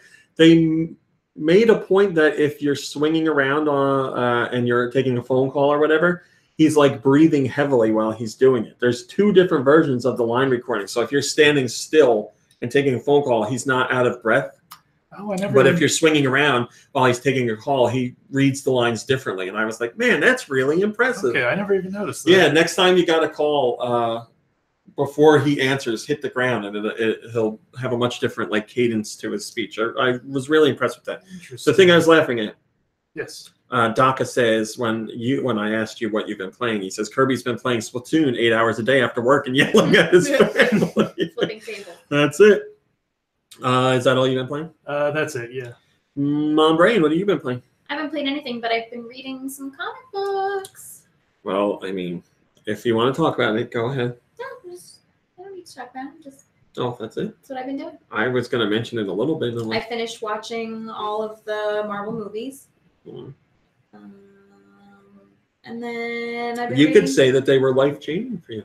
Yeah. They have changed your life. Yeah, for sure. And I've been reading some comic books. There's a new Winter Soldier one out, and I happen to be a big fan of Bucky Barnes. So I'm reading that. There's just 2 issues out, so that's a nice time to get in on it. Super Shauna says, what you reading, Mom Brain? I've also... It came recommended to read The Visions. Or The Vision. It's about Vision having a family. That trade is called The Visions. Yeah, I think so too. Because it's Vision makes himself a family. And it's really good. So that's interesting. I finished the first volume of... I think there's only 2 volumes. I have the second, didn't start it yet. And I'm looking to read some not superhero comics, but more fantasy comics. So I ordered The Sandman. Oh, okay. Neil Gaiman, you can't go wrong there, right? Not the wrestler. Right. And another one called Saga. That's like a sci-fi space opera. Oh, I've heard a lot of good things about Saga. Yeah. I mean, there's a ton. I mean, it's going to take me forever. Did you read about that online, or did the comic book guy tell you? That's what he told me. Yeah, about the comic book. We went to the comic book shop in Somerville. It's excellent. And the guy there is super friendly, very helpful. And I know he recommended to it. I didn't know if that was your first point of contact. So I looked it up, and it's right up my alley, real freaking weird, and I'm excited. So those 2 should get me. I'm certainly nowhere near. I think Saga still is in they're publishing, still new comic books. So hopefully I can get caught up and maybe keep up with it. It's a Trap says, Mom Brain, I'd like to recommend Exilium, Exilium. From Alterna Comics. It's another great sci-fi comic, he says. Cool. Is that it? I think so. Rami? Yes? What have you been playing? Oh, thank you for asking, Kirby. I have... I'm on top of this now. Played... I played more Downwell just because I love Downwell. It's a great pick-up-and-play game. I played... Ninja Gaiden, the original Ninja Gaiden, because I was recording a video and I wanted to play a game while I was talking about something just because I find that interesting. So I played some of that and realized how it's too Ninja Gaiden is too hard for me to play and talk, to record a video. I need something calmer to play. Sometimes it's too hard to play. Just in general. Yeah. So it was funny, but it didn't work out too well. But yes, I've also played Wargroove. I started Wargroove. Now, games like Wargroove, so games like Advance Wars and to a lesser degree Fire Emblem, scare me because they're all strategy and you can take as much time as you want to plan out a move, and it seems like I take a really long time to plan out the perfect wrong move. It always happens to me. Sounds like something Nikki Hill would do. And I like those type of games, but they are challenging for me. And when I play, I can only ever seem to play like 1 or 2 rounds or levels, and then I'm like, I need to take a break because I overanalyze and blah blah blah. But I am playing Wargroove. I think I'm on like the 5th stage, and I really do like it. It's got a lot of personality. The music is fantastic. They add in some really unique wrinkles to that type of gameplay, that strategy type of gameplay. There's all kinds of interesting things like having characters take over bases, and as long as they're there, it raises the health of the building up to give you more protection. And then if you own a building, you bring in money, and you use the money to recruit new army members while you're out on the field. So as long as you have money, you can bring in new people to help you. And if you own buildings, you can have a unit move next to it and pay a certain amount of money to give them full health again. So like you can actually actively work to keep people alive and keep adding to your army as you play along. And missions aren't, there are some missions that are just like, do this one thing. But there's missions that are open-ended in how you can end them. So there's a mission like you can defeat the captain of the other team, or you can infiltrate and destroy their base. It's up to you, whatever you want to do. And you can split your units, obviously. So there's a lot of thinking that goes on, but I do really like it. It is very interesting. And like I said, I like those kind of games. They're just very challenging for me to play because I overanalyze the move of every single character. Overanalyze, sorry. Somehow I always seem to make the worst decision possible. What I have to do is, from the beginning, think of a plan of attack and then try and stick to it, because more often than not, I give up on stuff like too early. And I screw and I'm like, damn it, if I just stuck with my plan, it would have worked out. But that's the way it goes. That's just the way it is. So I've been playing that, and yeah, it is good. It is a lot of fun. I know people are really enjoying it, really finding a lot of good things to say about it. And then there's the whole map editor creator, so people can make maps for now until the end of time and share them with everybody. So there's really, depending on what players do, unlimited amount of content. And it debuted at #1 on the UK eShop charts and #1 on the US eShop charts. So people are picking it up. And just last night, we saw it was #1 in the US for digital only, but it was #3 on the everything charts. So that shows you how big of a hit it is, because #1, I think 1 and 2 were like Smash Brothers and New Super Mario Brothers U Deluxe, and #3 was Wargroove. So coming in after 2 huge Nintendo titles shows you that people are really embracing this game. So that's cool. Chucklefish has been working on that for a really long time. It seems like they did a good job. Are they called Chocofish? Chucklefish. Oh, it's a little like fat fish that laughs. On the that's their logo. It's like a little orange fish, and it laughs, and it's like they did Oh, yeah, what else did they do? Stardew Valley. Oh, among okay. other things. Wow. So they know how to make some games. Yeah. You know, that's like the team that what's his face works with, the one guy who made Stardew Valley. He's obviously expanded to a bigger team, so he doesn't blow his brains out trying to make it. I mean, Stardew Valley took him 7 years to make. So. Oh my god. Yeah. Okay, that's that. I'll talk about comic stuff, but later, because we're running low on time, probably after show. But for now, I want to do your question. Send your questions to GoNintendoQuestions@gmail.com. Where? That is GoNintendoQuestions@gmail.com. They can be about Nintendo. They can be about video games in general, or they can be about whatever the hell you want. Come in. Oh my goodness gracious, this is a long email. Steven Tendo says, I recently went down a bit of a rabbit hole on YouTube and ended up watching some videos you put up around the time the Switch was getting ready for launch. I was so impressed by what you did in those videos that I felt the need to write you some fan mail. The videos I'm talking about all took the form of rebuttals in which you responded to different things that people were saying about how bad the Switch was going to be and how Nintendo was doomed, blah, blah, blah, all the usual stuff. As I was watching your videos, I couldn't help but agree with everything you were saying and be impressed by your commitment to differentiating between fact and opinion, something I wish more people did.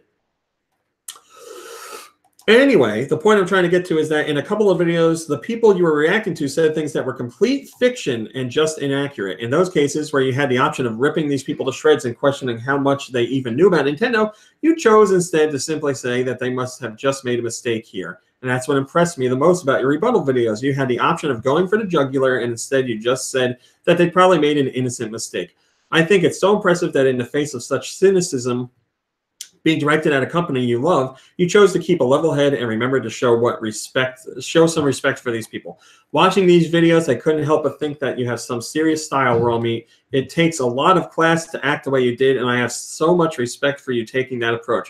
There are other things I could say here. Empty vessels ring the loudest. You don't need to sling mud when you actually have confidence in the points you're making, etc. But mainly, I just want to say I like your style, RMC. Keep it up. I know this email address is supposed to be for questions, so here's mine. Based on everything I've said, would you rather be attacked by a horse-sized duck or by a dozen duck-sized horses? To all the podcast crew, keep up the great work. I love everything you do, and thank you for the countless hours of entertainment you've provided me with. Thanks again, Stephen Tenda. Well, thank you very much, Stephen.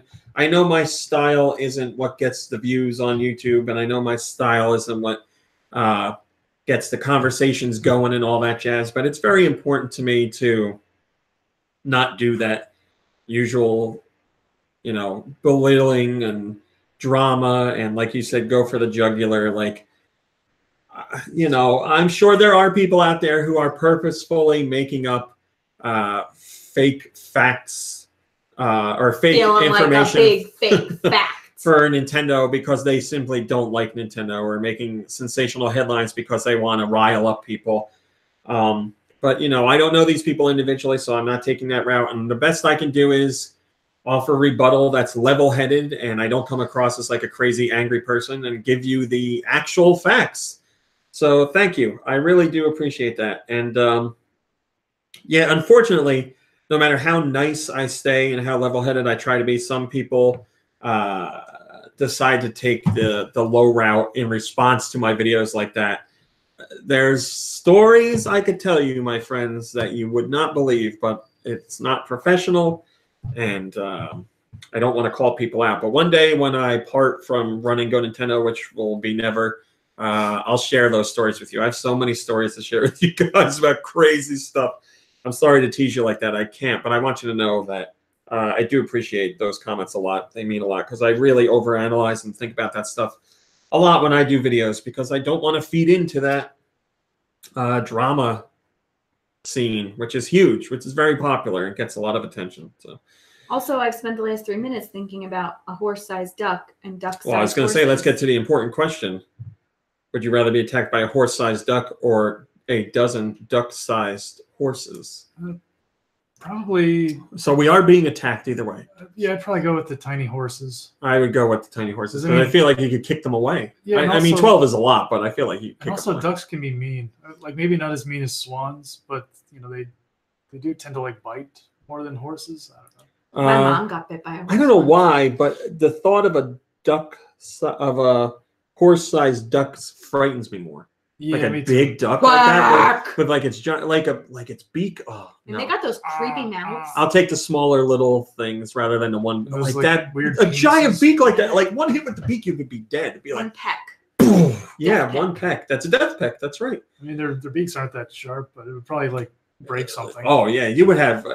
I think it could crush your skull, no problem. If it was just like that got you. Yeah. I mean, a horse isn't that big compared to the size of a duck. I mean, do you think a horse could break your skull if it went like that too? No, because it doesn't have a bill. Think about that. That's a massive, hard bill. You'd at least get a concussion. I mean, ducks also, don't they have those little like claws on their feet? Oh, that's right. The tips of it, like, imagine it getting sliced. Yeah, think about it. Just think about the sound the little horses would make. Horses the size of a duck, I wouldn't be like, this is nothing. I would be worried that they're attacking me, but you could easily kick them away. But could you, like, in here, kick them? If they're trying to kill me, yes. I don't think I could. I think I'd just die. Just lay down and let them take I'm me. Sorry, my small ponies. It's Trap says Death Peck should be a game. Well, there you go. I gave you a game idea. When is that Goose Game out? Steve says Untitled Goose Game. Ducks have hollow bones. Oh, like birds? 1GWX says, do seamen ride seahorses? Oh, not land horses. I see. What? I'm reading you exactly what he says. Do seamen ride seahorses? Oh, not land horses. I see. Making a joke. Okay. Well, anyway, thank you for the question, Stephen Tendo. I greatly appreciate it. And yes, send your questions over if you want. All right, well, Brain, I think it's music. Oh. You want to hear it? You want to hear it? Oh. Is that what Nikki Hill sounds like? This one comes from Autumnal Blake.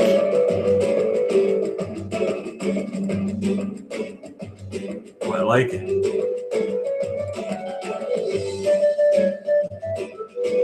Ooh, I really like it. Billy Hatcher. What system is this? I want to say 3DS. Oh, hold on. Is this a Sega game? No. Yeah, 3DS. It's not first party, right? It sure is. Oh my goodness. Okay, it's not Zelda. Nope. It's not Metroid. No. It's not Animal Crossing. No. It's not Pokemon. No.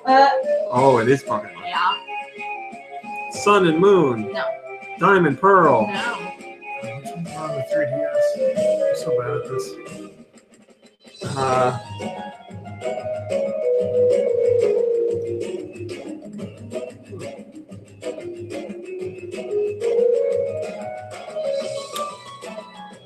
I don't remember. Mystery Dungeon. Yes. Yeah, there we go. The Gonna song say, I is don't called read- Hazy Pass. That's a great song. Mystery Dungeon Pokemon games I actually legitimately like because I like dungeon crawlers like that, like Sheer and the Wanderer. I think they're a lot of fun. All right. This first song comes to us. First song. Well, sorry. Second song comes to us from Turbo K. Let me just check our volume. Let's turn it up. This has the sound of a lesser Zelda, but it's not. It's not a Zelda. How about I think Zack and Wiki? Yeah. Oh, Yeah, baby. Yeah, I thought it sounded. It's got that Zelda-ish adventure sound, but not like a mainline Zelda, like a portable or something like A that. lesser Zelda, as you said. Yeah, lesser Zelda. Like I meant like spin-off or something. But yes, Zack and Wiki. Yeah, Zack and Wiki from Turbo K. This one. Oh, send your music to gnpodcastmusic@gmail.com. That is gnpodcastmusic@gmail.com. Andy the Zombie sent us this. Oh my God! Why do I know this? Wait. Smash Brothers, the original. Yeah. Oh, okay. That's why. What is it? Break the targets? Break the target. I don't know. It's one of those bonus stages. Yeah. I think so. Okay, we got it. Yeah, I think that's what it is. Break the targets or one of the mini games. All right, that was from Andy the Polygon Zombie, and Team. it was Smash. This one comes to us from Steel Diver.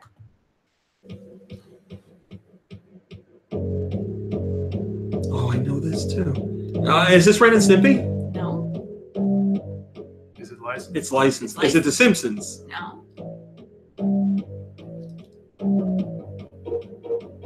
Oh my God, why do I know this? I play this and it's making me feel angry because it's a licensed game. All right, Super Nintendo. No? 64. 64. Oh my God. South Park? Yep. Oh, yes. Man, I remember playing that game. I was like, this is not good. All right, so that was from Steel Diver, and it was South Park on the 64. Oh, God, bad memories on that one. This one comes from Blood Ocean 07. Nightmare on Elm Street? No. Friday the 13th. Yes. I knew it was one of those. Hi, Paul. Hi, I'm Paul. I was just going to say that. I'm Paul. Beep, beep, boop, boop, beep, beep, boop, boop, boop, boop, boop, boop, boop. This is in a house. You're in a house. Okay. I'm sorry. This is in a cabin. Shall I move on? Yes, please. All right, that was Friday the 13th from Blood Ocean 07. Hi, Chip. Thanks for joining us live. We're almost done, but we appreciate it. Here's one from No Filter.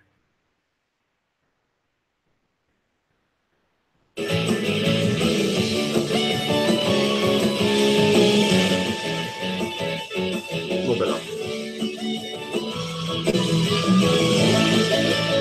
The end of an 80s game show. It's definitely Japanese. Is it a bad Sonic game? No. It has some kind of a. Oh man! Oh, I'm in it now. I'm in it now. Is this a Miller Boyette production? Right? Oh my god! It's so good. What's system? 3DS. What is this? It's Japanese, right? It's gotta be. It's an RPG? I think so. Yeah. Really? I'm sorry, what did you say? What system? 3DS. Bravely Default. Yeah.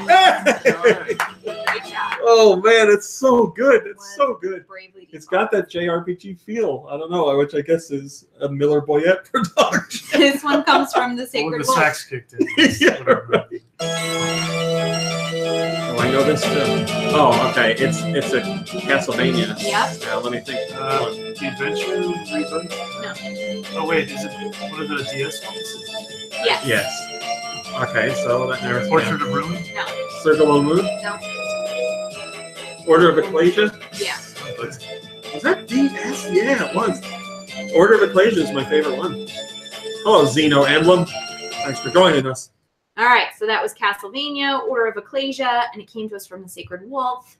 Why don't I have Charlotte and Jonathan on the soundboard? I don't know. I gotta get that. Here's one from Prat Trap.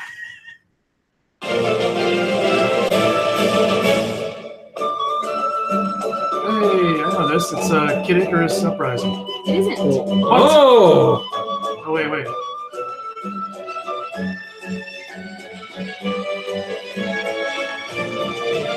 All right, so is it? It's not, Every Disney show I ever it's watched. not first as a party, kid. is it? I don't think Okay. so. It's really familiar. Why don't I... Well, if you're thinking it's familiar and it's Sakurai, it's not Smash Brothers. Well, Well, who said it's Sakurai? we're not sure if it's Sakurai. No, I'm saying to him, if he's thinking it's Kid Icarus, that would mean it's Sakurai related. So I know it's not Smash Brothers, and it's not Kirby. It's not. That's it. That's the end. It sounds that sounds RPG-ish to me. It is. What an system? RPG. Yeah. Oh, Switch? wait. It's So Octopath. Yeah, it's Octopath Traveler. Yeah. Hey! It is Octopath Traveler. And that came to us from Prat Trap. This one comes from Glitter Bubble 3. That song gave me goosebumps. I love that song.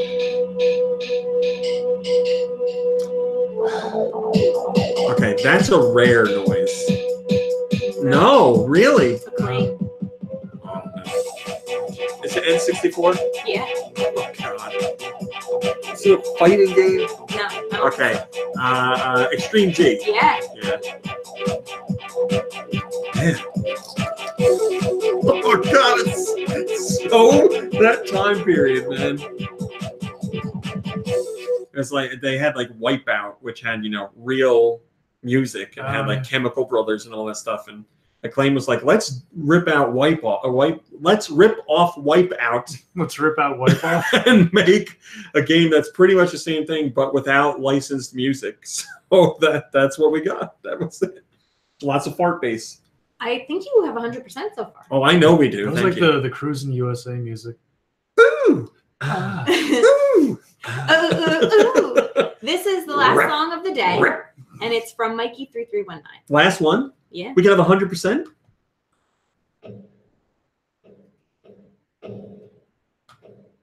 I mean, 100% is the comeback we need after last week.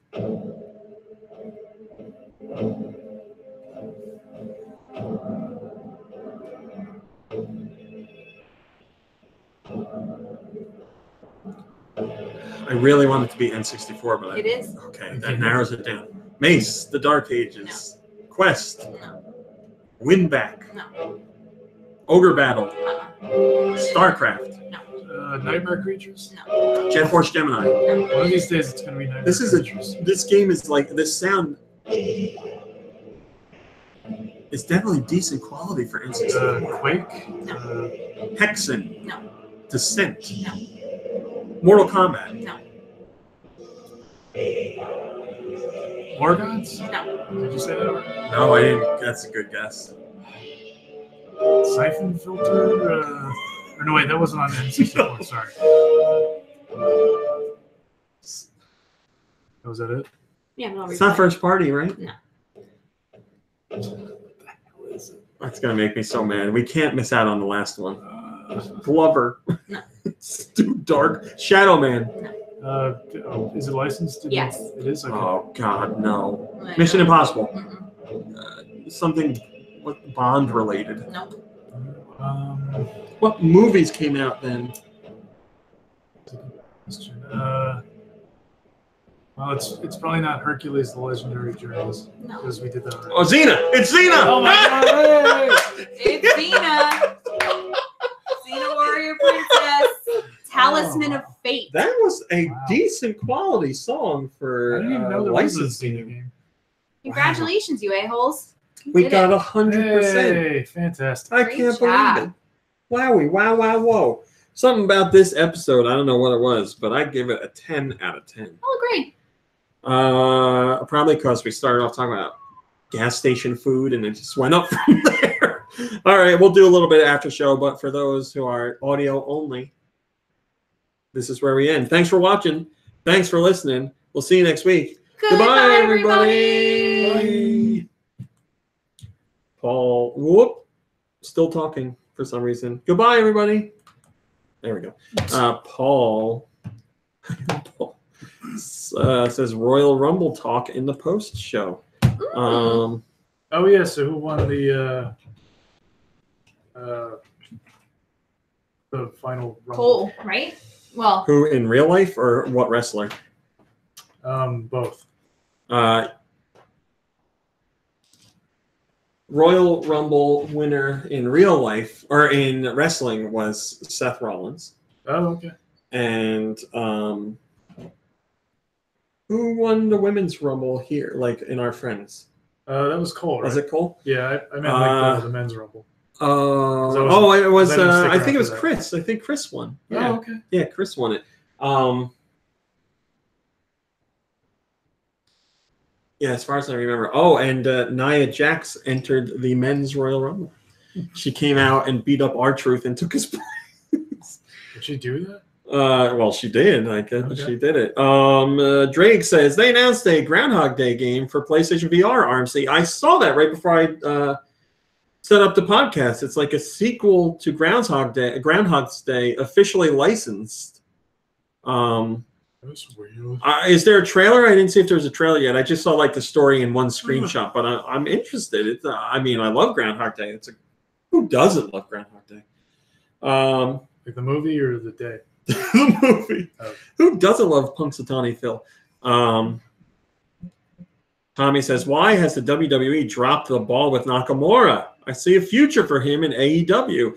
I don't know that they've dropped the ball. He's certainly on a downward trend right now, but nothing that they can't fix. I think there's something going on there with him and R-Truth and Rusev. I think they'll get something interesting going there. But I do like seeing R-Truth having a belt. That's nice. They said it was 7 years since the man had a belt, so it's nice that they finally put one on him. That's good. Yes, 1GWX. That's the real detail. Daniel Bryan's hemp belt. Oh, my God, it's amazing. Daniel Bryan, is all about like... Oh, environmentally. Yeah, so conscious, he threw the current belt in the garbage and had a new one made. And it's a hemp belt with like wood carved WWE plates with like rocks around the outside. It's amazing. It honestly looks really cool. Langman says, I love that hemp belt so much. Yeah, I really like the design of the hemp belt. I mean, I know it's the same basic design as the regular belt, but just like the materials and the way it looks, I love it. I love that belt. I hope they sell replicas because that would be the first replica belt I would actually get. Something else WWE related I want to say. Yeah, I'm really interested in seeing what happens with AEW. It sounds like they're building up a good roster. But as WWE can show somewhat often, it's not just about having great wrestlers because they have some amazing talent on their roster between SmackDown, Raw, and NXT. It's how those talent are utilized. So that's the thing AEW is going to have to figure out, which, they may have an idea for where to start off with and a few things after that. Hello to Yellow Kazoo. But, you know, if they want it to be a sustainable product, it's going to have to continue. So it'll be interesting to see what they do. I would imagine it will be a bit more adult-oriented than WWE is right now. But we'll see what happens. I'm definitely going to follow it. I buy that for $1, says Daniel Bryan is the real Nature Boy. Yeah, it's true. He is the Nature Boy right now. Yeah, Dean leaving WWE. That makes me very sad. I'm a big Dean Ambrose fan. I have a Dean Ambrose shirt. But he's leaving? Yeah, he's not renewing his contract, and he's leaving in April. That's when his contract ends. I don't know what he's doing. I don't know if he'll go to AEW or anything else, but apparently I heard he's been very good with his money. So money's not a concern. Like he can quit, and that's that. But he has expressed he's not happy with how they've utilized his character since he's returned from his injury, and he's like, "Yeah, I'm not gonna renew." There are plenty of options out there to make plenty of money if he wants to do that with other companies. He could go to Japan. AEW's coming up. You know, there's plenty of other wrestling options out there where you can make a good amount of money. So he's free to do whatever he wants. The real interesting thing is going to be what happens with Renee after that, because Dean's not leaving on bad terms. He's not mad. He didn't do anything wrong. There's no like anger there. So I would imagine Renee will stay. Like, you know, there's no bad blood, so why not stay? And plus, they made her the first female on the announced team. You know, it'd be kind of crappy in less than a year for her to abandon that post, regardless of whether you think she's a good commentator or not. Yes, my parents, my mom has been on a podcast once, I think. I don't know about my dad. It has happened. I want to get back to Parents Play once they're settled in at their house. So yeah, the other thing I was going to mention really quickly before we wrap things up is that Mom, Brayden, and I have really, really gotten into comics lately. Like I'm someone who now officially will be getting comics every week, and I haven't read comics in a very long time.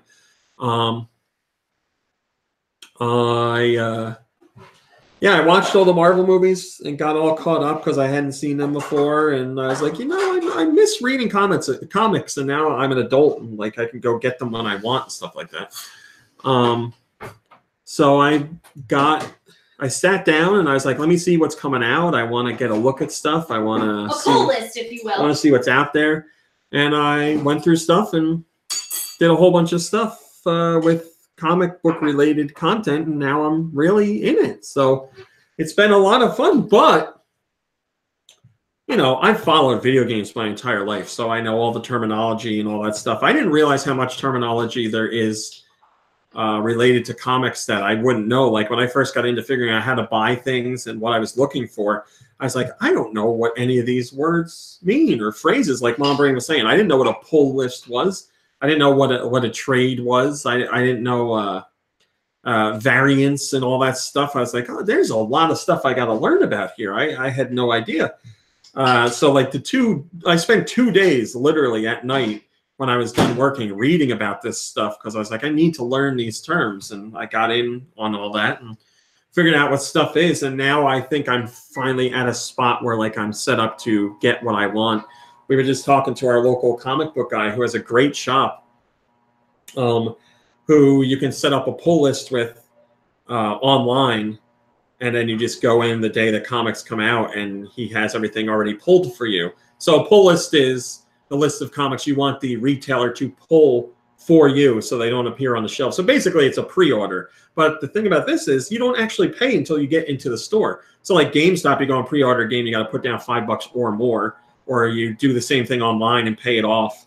Well, with comics, it's just you subscribe to them, but you don't actually pay any money. And then the retailer gets a list and they pull those for you, and then you go into the store and get them. So it's like it's a little bit more honor system because, you know, a comic store guy might have to order extra issues based on the amount of people he's got on the pull list. And then if you don't go in to pick them up, they're out the money until that comic sells on the regular shelves. He is not like the comic book guy on The Simpsons, Paul. No, he's super personable, very friendly. completely open to comic book noobs like us, so we can ask questions. Couldn't have had a better experience with the guy, really. We've seen him, what, like 3 times now? Yeah, twice, and he recognized us the second time. He's Yeah. like, oh, you guys found something like? Yeah, it honestly has been, he's been one of the best parts about it because he's been so welcoming.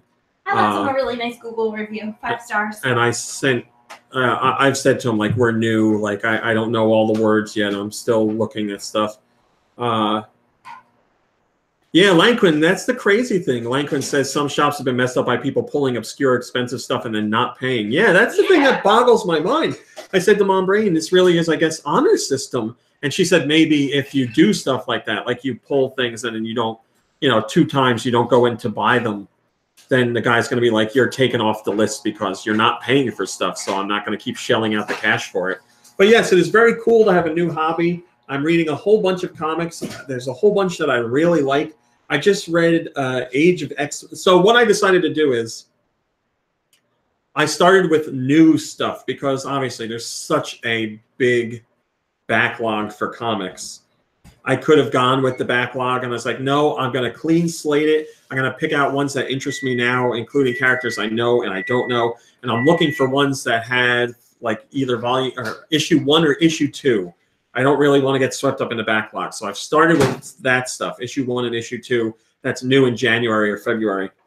So I think my favorite of all of them so far was X-Men, Age of X-Men Alpha, which is like the beginning of a whole branch of different comic books that are coming out. And it's about a world where everybody is a mutant. Like, Mom Brain, run! Everyone is a mutant, so everybody has powers, and it's about how Xavier wanted mutants to be accepted, and obviously in a world where everyone's a mutant, everyone's accepted, but it shows you why that might not be the utopia that mutants think it would be, and it's been really interesting so far. It's only been the Alpha that's going to introduce all the other issues. And it's been really interesting. But yeah, I'll talk about. I only have one DC comic, Roth, and it's I started Young Justice, which I also really liked. The lady behind me is Mom Brain. She is my fiance. We have been together. Oh no! It'll be 20 years, I think, this summer. 20 years this summer. I think. Together, but we've known each other longer. Can you believe that? All right, I could talk about comics all day because it's new and exciting and fun, but I will let you guys go. Thank you so much for watching and listening. Thank you for spending part of your weekend with us. I hope you have lovely, relaxing, fun, exciting things planned. That's right, 20 years, my friend. And we will see you next week. So have a great weekend. Play some games. Take it easy. Hang out with friends and family. You deserve it. We'll see you next week. Bye, everybody. Bye.